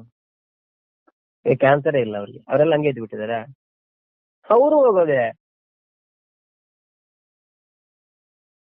ಮಹಾ ಯುದ್ಧದಲ್ಲೇ ಸತ್ತೋದು. ಯುದ್ಧ ಇಲ್ಲ ಅಂದ್ರೆ ಅವರೆಲ್ಲ ಹಂಗೆ ಇದ್ಬಿಡ್ತಾರೆ ಶಾಶ್ವತವಾಗಿ? ಇಲ್ಲ. ಯುದ್ಧ ಆಗ್ಲಿ ಆಗದೆ ಇರ್ಲಿ, ರೋಗ ಬರ್ಲಿ ಬರ್ದೇ ಇರ್ಲಿ, ಎಲ್ರು ಹೋಗೋದೆ. ಅಂದ್ರೆ ಇಲ್ಲಿ ನೀನು ಯುದ್ಧ ಮಾಡಿದ್ರು ಮಾಡದೇ ಇದ್ರು ಎಲ್ರು ಸಾಯೋದೆ. ಆಯ್ತಾ? ಒಂದು ವಿಷಯ ಪ್ರತಿಪಕ್ಷದವರು ವಿಶೇಷವಾಗಿ ಅಂದ್ರೆ ಏನು, ಇಲ್ಲಿ ಅರ್ಜುನನಿಗೆ ನಾನು ಇವೆಲ್ಲರೂ ಸಾಯಿಸ್ಬೇಕಲ್ಲ. ಯಾಕಂದ್ರೆ ನಾನು ಯುದ್ಧ ಮಾಡ್ಬೇಕು ಯಾರ ಮೇಲೆ? ನಮ್ಮ ಮೇಲಲ್ಲ. ಈಗ ಯುದ್ಧ ಮಾಡ್ಬೇಕದು ಅವ್ರ ಮೇಲಲ್ವಾ? ಪ್ರತಿಪಕ್ಷದವ್ರ ಮೇಲೆ ಯುದ್ಧ ಮಾಡ್ಬೇಕಾದ್ದು. ಅದು ಹೆಚ್ಚಿನ ಸಂಕಟ ಆಗಿದೆ ಈಗ, ವಿಶೇಷವಾಗಿ ಭೀಷ್ಮ ದ್ರೋಣರು. ಇದೆಲ್ಲ 1ನೇ ಯುದ್ಧದಲ್ಲಿ ನೋಡಿದ್ವಿ ನಾವು. ಈಗ ಅರ್ಜುನ ಯುದ್ಧ ಮಾಡ್ತಾನೆ ಪಾಂಡವರ ಸೇನೆ ಮೇಲಲ್ಲ, ಕೌರವರ ಸೇನೆ ಮೇಲೆ. ಹಾಗಾಗಿ ನೀನು ಪ್ರತಿಪಕ್ಷದವರನ್ನ ಕೊಲ್ಲದೆ ಇದ್ದರು, ಯುದ್ಧ ಮಾಡದೇ ಇದ್ರು ಅವರೆಲ್ಲ ಕೂಡ ಒಬ್ರು ಉಳಿಯಲ್ಲ. ನೋಡೋಣ ಮುಂದೇನ್ ಹೇಳ್ತಾರೆ. ಅಂದ್ರೇನು? ಇದು ಕಾಲ ಅಂತ. ಕಾಲೋ ಜಗದ್ಭಕ್ಷಕ ಪರಮಾತ್ಮ. ಈಗ 10ನೇ ಅಧ್ಯಾಯದಲ್ಲಿ ವಿಭೂತಿ ಯೋಗದಲ್ಲಿ ಬಂತು, ನಾನು ಕಾಲ ಸ್ವರೂಪನಾಗಿದ್ದೇನೆ. ಕಾಲ ಸ್ವರೂಪನಾಗಿ ಎಲ್ಲವನ್ನ ಏನ್ ಮಾಡ್ತೀನಿ? ಎಲ್ಲವನ್ನ ಕೂಡ ಕಾಲದಲ್ಲಿ ಎಲ್ಲ ಕೂಡ ನಷ್ಟ ಆಗ್ಬಿಡ್ತಾರೆ. ಎಲ್ಲ ಕೂಡ ಎಂತದ್ದಾಗಿರ್ಲಿ, ಲೋಕಗಳನ್ನ ನಾಶ ಮಾಡಲು ಬೆಳೆದಿರುವಂತ ಮಹಾಕಾಲನಾಗಿದ್ದೇನೆ. ಈ ಸಮಯದಲ್ಲಿ ಲೋಕಗಳನ್ನ ನಾಶಗೊಳಿಸುವುದಕ್ಕಾಗಿ ಪ್ರವೃತ್ತನಾಗಿದ್ದೇನೆ. ಮಹಾಭಾರತ ಸಮಯ, ಅದು ಯುದ್ಧ ನಡೆಯುವಂತ ಸಮಯ. ಅದಕ್ಕಾಗಿ ಯಾವ ಪ್ರತಿಪಕ್ಷದ ಸೇನೆಯಲ್ಲಿ ಸಿದ್ಧರಾದ ಯೋಧರುಗಳಿದ್ದಾರೋ ಅವರೆಲ್ಲರೂ ನೀನು ಯುದ್ಧ ಮಾಡದೇ ಇದ್ದರೂ ಉಳಿಯಲಾರರು. ಈಗ ಯುದ್ಧ ಯಾರ ಮೇಲೆ ಮಾಡೋದೀಗ? ಪ್ರತಿಪಕ್ಷದವರು, ಕೌರವರ ಮೇಲೆ. ಒಂದ್ ವೇಳೆ ಯುದ್ಧ ಮಾಡಲಿಲ್ಲ ಅಂದ್ರೂ ಕೂಡ ಅವರು ಉಳಿಯಲ್ಲ. ಅರ್ಥಾತ್ ಇವರೆಲ್ಲರೂ ನಾಶವಾಗ್ತಾರೆ. ನಾನು ಲೋಕಗಳನ್ನ ನಾಶ ಮಾಡಲು ಬೆಳೆದಿರುವ ಕಾಲನಾಗಿದ್ದೇನೆ. ಈ ಮಾತಿನ ಅಭಿಪ್ರಾಯ ಏನು? ಪ್ರಶ್ನೆ ಮಾಡ್ತಾ ಈ ಮಾತಿನಿಂದ ಭಗವಂತನು ನೀನು ಯಾರಾಗಿರುವೆ ಎಂಬುದನ್ನು ತಿಳಿಯಲು ಬಯಸಿದ ಅರ್ಜುನನ ಆ ಮೊದಲ ಪ್ರಶ್ನೆಗೆ ಉತ್ತರವನ್ನು ಕೊಟ್ಟಿರುವನು. ನಾನು ಸಂಪೂರ್ಣ ಜಗತ್ತಿನ ಸೃಜನ, ಪಾಲನಾ ಮತ್ತು ಸಂಹಾರ ಮಾಡುವ ಸಾಕ್ಷಾತ್ ಪರಮೇಶ್ವರನಾಗಿದ್ದೇನೆ. ಆದ್ರಿಂದ ಈ ಸಮಯದಲ್ಲಿ ನನ್ನನ್ನ ಇವರೆಲ್ಲರನ್ನು ಸಂಹಾರ ಮಾಡುವಂತ ಸಾಕ್ಷಾತ್ ಕಾಲನೆಂದು ತಿಳಿ ಎಂಬುದೇ ಅಭಿಪ್ರಾಯವಾಗಿದೆ. ಎಲ್ಲಾ ಲೋಕವನ್ನು ನಾಶ ಮಾಡ್ಲಿಕ್ಕೆ ಬೆಳೆದಿರ್ತಕ್ಕಂಥ ಕಾಲ ಸ್ವರೂಪ ಅಂತ ಹೇಳ್ತಾರಲ್ಲ, ಏನಪ್ಪಾ ಅಂತ ಹೇಳ್ತಾ ಈ ಮಾತಿನಿಂದ ಪರಮಾತ್ಮ ನೀನು ಯಾರಾಗಿರುವೆ ಅನ್ನೋದನ್ನ ತಿಳಿಯಲಿಕ್ಕೆ ಬಯಸ್ತಾ ಇದ್ದಾನೆ ಅರ್ಜುನ ಆ ಮೊದಲ ಪ್ರಶ್ನೆಗೆ ಉತ್ತರವನ್ನು ಕೊಡ್ತಾ, ಅರ್ಜುನನ ಮೊದಲ ಪ್ರಶ್ನೆಗೆ ಉತ್ತರ ಕೊಡ್ತಾ, ನೀನ್ ಯಾರಾಗಿರುವೆ? ನಾನು ಸಂಪೂರ್ಣ ಜಗತ್ತಿನ ಸೃಜನ, ಪಾಲನ, ಸಂಹಾರ ಮಾಡುವ ಸಾಕ್ಷಾತ್ ಪರಮೇಶ್ವರನಾಗಿದ್ದೇನೆ. ಹಿಂದೆ ಬಂತು ನಮ್ಗೆ ಕಾಲ ಕೂಡ ನನ್ನ ಸ್ವರೂಪ ಅಂತ ಹೇಳಿ. ಇಲ್ಲಿ ಜಗತ್ತಿನ ಸೃಜನ, ಪಾಲನ, ಸಂಹಾರ, ಸೃಷ್ಟಿ, ಸ್ಥಿತಿ, ಸಂಹಾರ ಇವೆಲ್ಲವನ್ನು ಮಾಡ್ತಕ್ಕಂಥ ಸಾಕ್ಷಾತ್ ಪರಮೇಶ್ವರನೇ ಆಗಿದ್ದೇನೆ. ಆದ್ರಿಂದ ಈ ಸಮಯದಲ್ಲಿ, ಯಾವ ಸಮಯ ಅದು? ಮಹಾಭಾರತ ಯುದ್ಧ ಸಮಯ ಇದು. ನನ್ನನ್ನ ಇವರೆಲ್ಲರನ್ನ ಸಂಹಾರ ಮಾಡುವಂತ ಸಾಕ್ಷಾತ್ ಕಾಲ ಎಂದ್ರೇನು? ಈಗ ಅಷ್ಟೆಲ್ಲ ಜನ ಅಲ್ಲಿ ಸೇರ್ಬೇಕೀಗ. ಎಷ್ಟು ಅಕ್ಷೋಹಿಣಿ? 18 ಅಕ್ಷೋಹಿಣಿ ಸೈನ್ಯ. 18 ಒಂದು ಸೈನ್ಯದಲ್ಲಿ ಒಂದು ಅಕ್ಷೋಹಿಣಿಗೆ ಲೆಕ್ಕ ನಾವು ಮಾಡಿದ್ವಲ್ಲ, ಎಷ್ಟು ಲಕ್ಷ ಕಾಲ್ದಳ, ಕುದುರೆಗಳು, ಆನೆಗಳು ಏನೆಲ್ಲ ಇರ್ತವೆ ಅಂತ. ಹಾಗೆ ಈ ಸಮಯದಲ್ಲಿ, ಅಂದ್ರೆ ಮಹಾಭಾರತ ಯುದ್ಧದ ಸಮಯದಲ್ಲಿ ನನ್ನನ್ನ ಇವರೆಲ್ಲರನ್ನು ಸಂಹಾರ ಮಾಡುವಂತ ಸಾಕ್ಷಾತ್ ಕಾಲನೆಂದು ತಿಳಿ. ಆ ಸಮಯದಲ್ಲಿ ಸಾಕ್ಷಾತ್ ಕಾಲ ಸ್ವರೂಪನಾಗಿ ಈಗ ಇವರೆಲ್ಲರನ್ನು ಸಂಹಾರ ಮಾಡುವಂತ ಕಾಲ ಆಸನ್ನವಾಗಿದೆ. ನೀನು ಯುದ್ಧ ಮಾಡದೆ ಅದು.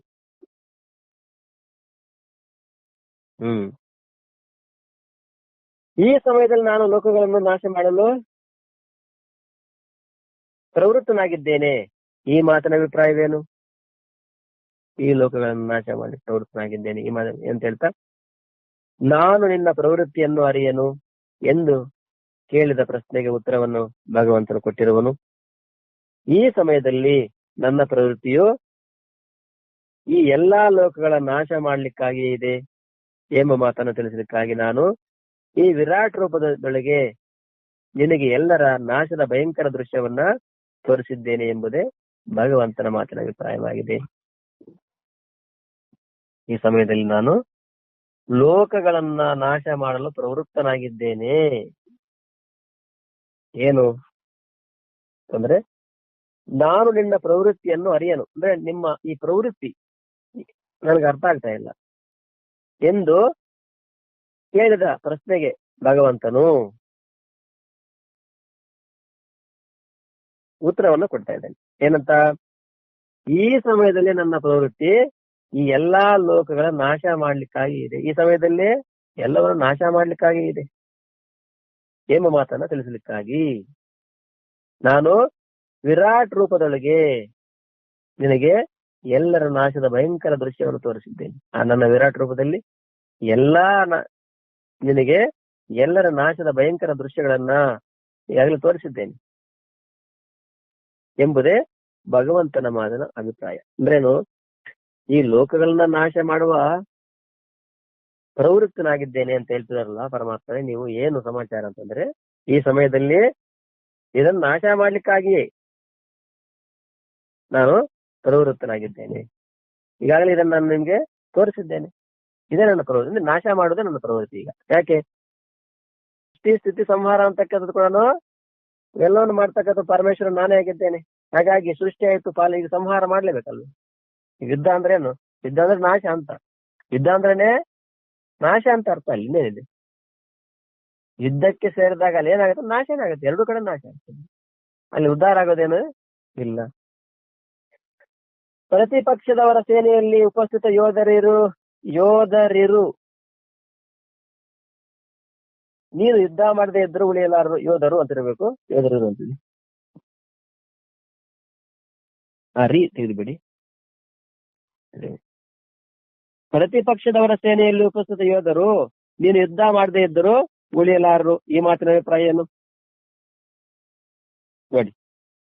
ಗುರುಗಳು, ಚಿಕ್ಕಪ್ಪಂದಿರು, ಅಜ್ಜಂದಿರು, ಮಾವಂದಿರು ಮತ್ತು ತಮ್ಮಂದಿರ ಮೊದಲಾದ ಆತ್ಮೀಯ ಸ್ವಜನರು ಯುದ್ಧಕ್ಕಾಗಿ ಸಿದ್ಧರಾಗಿರೋದನ್ನು ನೋಡಿಕೊಂಡು ನಿನ್ನ ಮನದಲ್ಲಿ ಯಾವ ಹೇಡಿತನ ಭಾವ ಬಂದಿತ್ತೋ ಮತ್ತು ಅದರ ಕಾರಣದಿಂದ ನೀನು ಯುದ್ಧದಿಂದ ಹಿಮ್ಮೆಟ್ಟಲು ಬಯಸಿದುದು ಉಚಿತವಲ್ಲ. ಏಕೆಂದರೆ ನೀನು ಯುದ್ಧ ಮಾಡಿ ಇವರನ್ನು ಕೊಲ್ಲದಿದ್ದರೂ ಕೂಡ ಇವರು ಉಳಿಯಲಾರರು. ಇವರ ಮರಣವಾದರೂ ಆಗಲೇ ನಿಶ್ಚಿತವಾಗಿದೆ.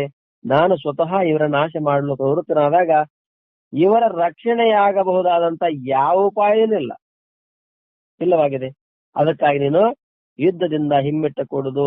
ನಿನಗಾದರೂ ನನ್ನ ಆಜ್ಞೆಗನುಸಾರವಾಗಿ ಯುದ್ಧದಲ್ಲಿ ಪ್ರವೃತ್ತನಾಗುವುದು ಹಿತಕರವಾಗಿದೆ ಎಂಬ ಭಾವವನ್ನು ಭಗವಂತನು ತೋರಿಸಿದ್ದಾನೆ.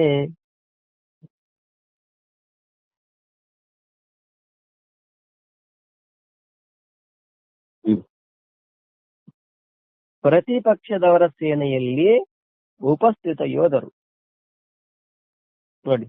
ಈಗ ಪ್ರತಿಪಕ್ಷದಲ್ಲಿ ಉಪಸ್ಥಿತಕ್ಕಂತ ಯೋಧರು ಯಾರು ಉಳಿಯಲ್ಲ. ಯುದ್ಧ ಯಾರ ಮೇಲೆ ಮಾಡ್ಬೇಕು? ಈಗ ಪ್ರತಿಪಕ್ಷದವ್ರ ಮೇಲೆ. ಅರ್ಜುನ ಅವರೆಲ್ಲ ಯಾರು ಉಳಿಯಲ್ಲ ಅಂತ ಹೇಳ್ತಿದ್ದಾನೆ ಪರಮಾತ್ಮ.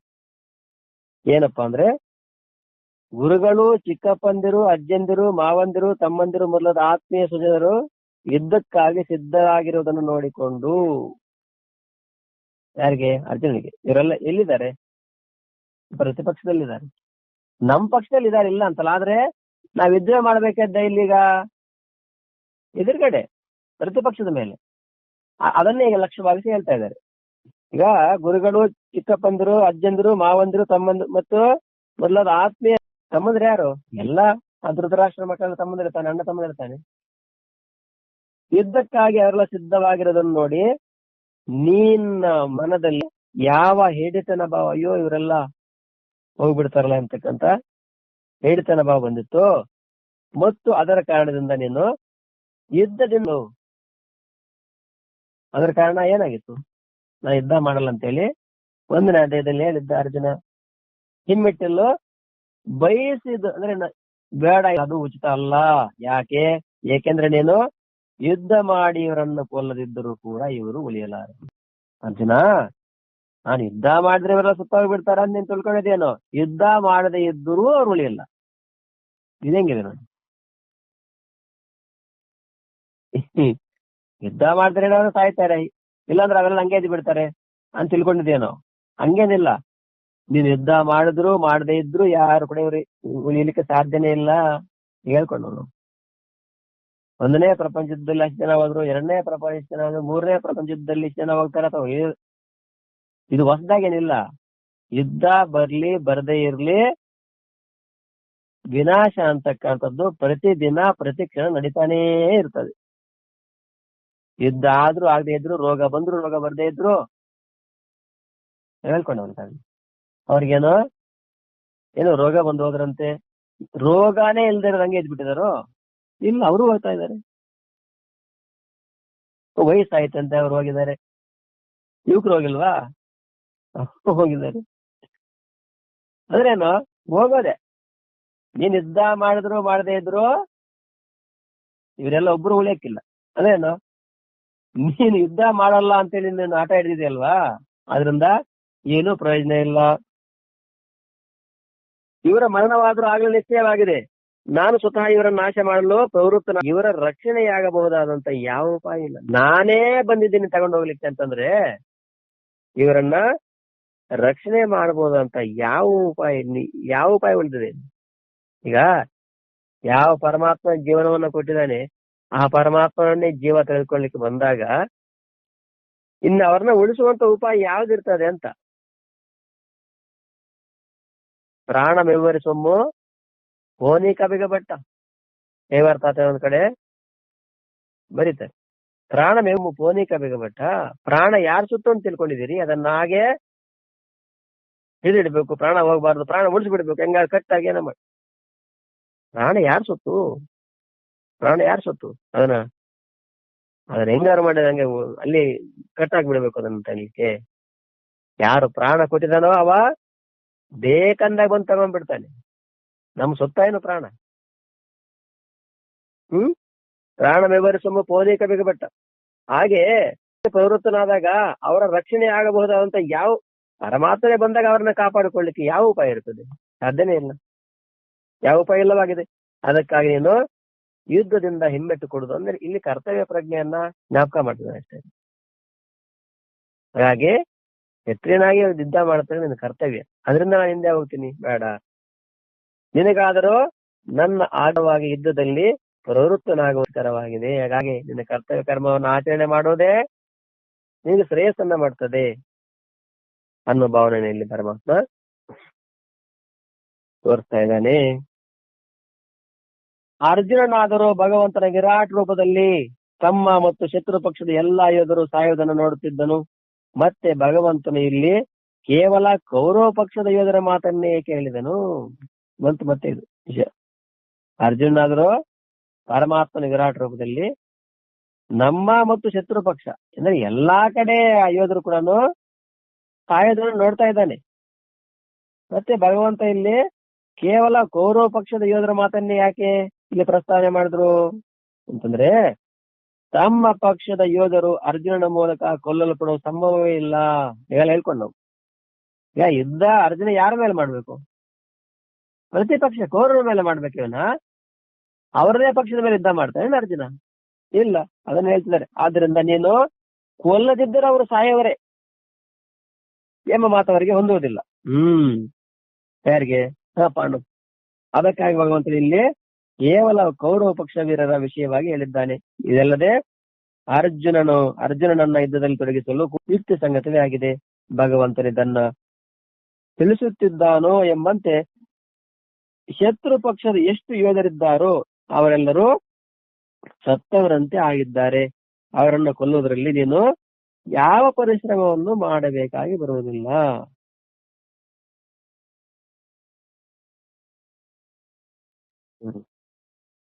ಇಲ್ಲಿ ಅರ್ಜುನನಾದರೂ ಭಗವಂತನ ವಿರಾಟ್ ರೂಪದಲ್ಲಿ ತಮ್ಮ ಮತ್ತು ಶತ್ರು ಪಕ್ಷದ ಎಲ್ಲ ಯೋಧರು ಸಾಯೋದನ್ನ ನೋಡ್ತಾ ಇದ್ದಾನೆ. ಮತ್ತೆ ಭಗವಂತ ಇಲ್ಲಿ ಕೇವಲ ಕೌರವ ಪಕ್ಷದ ಯೋಧರ ಮಾತನ್ನೇ ಹೇಳ್ತಾರೆ. ನೀನು ಯುದ್ಧ ಮಾಡದೇ ಇರ್ಲಿ, ಈಗಾಗ್ಲೇ ಪ್ರತಿಪಕ್ಷದ ಎಲ್ಲ ಎದುರನ್ನು ನಾನು ಈಗಾಗಲೇ ಮುಗಿಸಿಬಿಟ್ಟಿದ್ದೇನೆ. ಯಾಕೆ ಹೇಳ್ತಾರೆ? ಈ ಎಲ್ಲಾ ಕಡೆ ಹೋಗ್ತಾ ಇದಾರಲ್ಲ, ನೋಡ್ತಾ ಇದಾರಲ್ಲ ಅರ್ಜುನ ಎರಡೂ ಪಕ್ಷದ ಜನರು ಕೂಡ ಹೇಗೆ ಪರಮಾತ್ಮನ ವಿಕರಾಳ ಮುಖವನ್ನು ಪ್ರವೇಶ ಮಾಡ್ತಿದ್ದಾರೆ, ಎಲ್ಲವೂ ನೋಡ್ತಾ ಇದ್ದಾನೆ. ಇಲ್ಲಿ ಪರಮಾತ್ಮನೇನೋ ಕೇವಲ ಪ್ರತಿಪಕ್ಷದ ಮಾತನ್ನು ಹೇಳ್ತಾ ಇದ್ದಾನೆ. ಕಾರಣ ಏನಪ್ಪಾ? ತಮ್ಮ ಪಕ್ಷದ ಯೋಧ ಅರ್ಜುನನ ಮೂಲಕ ಕೊಲ್ಲಲ್ಪಡುವ ಸಂಭವನೆ ಇಲ್ಲ. ಅವರದೇ ಪಕ್ಷದವರು ಅರ್ಜುನನ ಮೂಲಕ ಕೊಲ್ಲಲ್ಪಡ್ತಾರೆಯೇ? ಇಲ್ಲ. ಆದ್ರಿಂದ ನೀನು ಕೊಲ್ಲದಿದ್ದರೂ ಅವರು ಸಾಯವರೇ ಎಂಬ ಮಾತಿಗೆ ನೀನು ಕೊಲ್ಲದೇ ಇದ್ರು ಅವರು ಸಾಯುವರೇ ಅಂದ್ರೆ ನಾನು ಕೊಲ್ಲದೇ ಇದ್ರೆ ಅವ್ರು ಸಾಯ್ತಾರಿಯೇ? ಯಾರು? ಪ್ರತಿಪಕ್ಷದವರು ಅನ್ನೋ ಮಾತಿಲ್ಲ. ಮತ್ತೇನು? ಈಗಾಗಲೇ ನಾನು ಅವ್ರನ್ನ ಕೊಂದಾಗಿದೆ. ಯಾರನ್ನ? ಕೌರವ ಪಕ್ಷದವರನ್ನು. ಮತ್ತೆ ಇದು ಅವ್ರಿಗೆ ಹೊಂದೋದಿಲ್ಲ. ಯಾರಿಗೆ? ಅವ್ರ ಪಕ್ಷದವ್ರು ಹೊಂದೋದಿಲ್ಲ. ಅದಕ್ಕಾಗಿ ಭಗವಂತನು ಕೇವಲ ಕೌರವ ಪಕ್ಷದ ವೀರರ ವಿಷಯವ ಅದಕ್ಕಾಗಿ ಕೇವಲ ಕೌರವ ಪಕ್ಷದವರಿಗಾಗಿ ಮಾತು ಹೇಳ್ತಾ ಇದ್ದೇನೆ. ಇದಲ್ಲದೆ ಅರ್ಜುನನು ಅಶ್ವತ್ಥರ ಯುದ್ಧದಲ್ಲಿ ತೊಡಗಿಸಲು ಕೂಡ ಅಂದ್ರೆ ತನ್ನ ಕರ್ತವ್ಯದಲ್ಲಿ ನಿಯುಕ್ತಗೊಳಿಸಲಿಕ್ಕಾಗಿ ಕೂಡ ಹೇಳ್ತಕ್ಕಂಥದ್ದು ಯುಕ್ತಿ ಸಂಗತಿ ಆಗಿದೆ. ಅಂದ್ರೆ ಕರ್ತವ್ಯ ಪ್ರಜ್ಞೆಯನ್ನು ಮೂಡಿಸ್ತಕ್ಕಂತ ಮಾತುಗಳೇ ಆಗಿದೆ. ಅದು ಒಳ್ಳೇದೇ, ಸರಿನೇ ಇದೆ. ಭಗವಂತನು ಇದನ್ನು ತಿಳಿಸುತ್ತಿದ್ದಾನೋ ಎಂಬಂತೆ ಇವೆಲ್ಲವನ್ನ ಕರ್ತವ್ಯ ಪ್ರಜ್ಞೆಯನ್ನ ಮಾಡ್ತಾ ಇದ್ದಾನೋ ಎಂಬಂತೆ ಶತ್ರು ಪಕ್ಷದ ಎಷ್ಟು ಯೋಧರಿದ್ದಾರೋ ಅವರೆಲ್ಲರೂ ಸತ್ತವರಂತೆ ಆಗಿದ್ದಾರೆ. ಈಗಾಗಲೇ ಅವರೆಲ್ಲ ಸತ್ತವರಂತೆ. ಅವರನ್ನು ಕೊಲ್ಲುವುದರಲ್ಲಿ ನಿನಗೆ ಯಾವ ಪರಿಶ್ರಮವನ್ನು ಕೂಡ ಮಲ್ಲ. ಯಾಕೆ? ಈಗಾಗಲೇ ಅವರೆಲ್ಲ ಸತ್ತೇ ಇದ್ದಾರೆ. ನೋಡೋಣ ಮುಂದೆ ಏನ್ ಹೇಳ್ತಾರೆ. ಓಂ ಸಹನಾವವತು ಸಹನೋ ಭುನಕ್ತು ಸಹ ವೀರ್ಯಂ ಕರವಾವಹೈ ತೇಜಸ್ವಿನಾವಧೀತಮಸ್ತು ಮಾ ವಿದ್ವಿಷಾವಹೈ. ಓಂ ಶಾಂತಿ ಶಾಂತಿ ಶಾಂತಿ. ಓಂ ಸರ್ವೇ ಭವಂತು ಸುಖಿನಃ ಸರ್ವೇ ಸಂತು ನಿರಾಮಯಾಃ ಸರ್ವೇ ಭದ್ರಾಣಿ ಪಶ್ಯಂತು ಮಾ ಕಶ್ಚಿನ್ ದುಃಖಂ ಭವೇತ್. ಓಂ ಶಾಂತಿ ಶಾಂತಿ ಶಾಂತಿ. ಹರಿ ಓಂ ತತ್ಸತ್. ಎಲ್ಲರಿಗೂ ನಿಮ್ಗೆ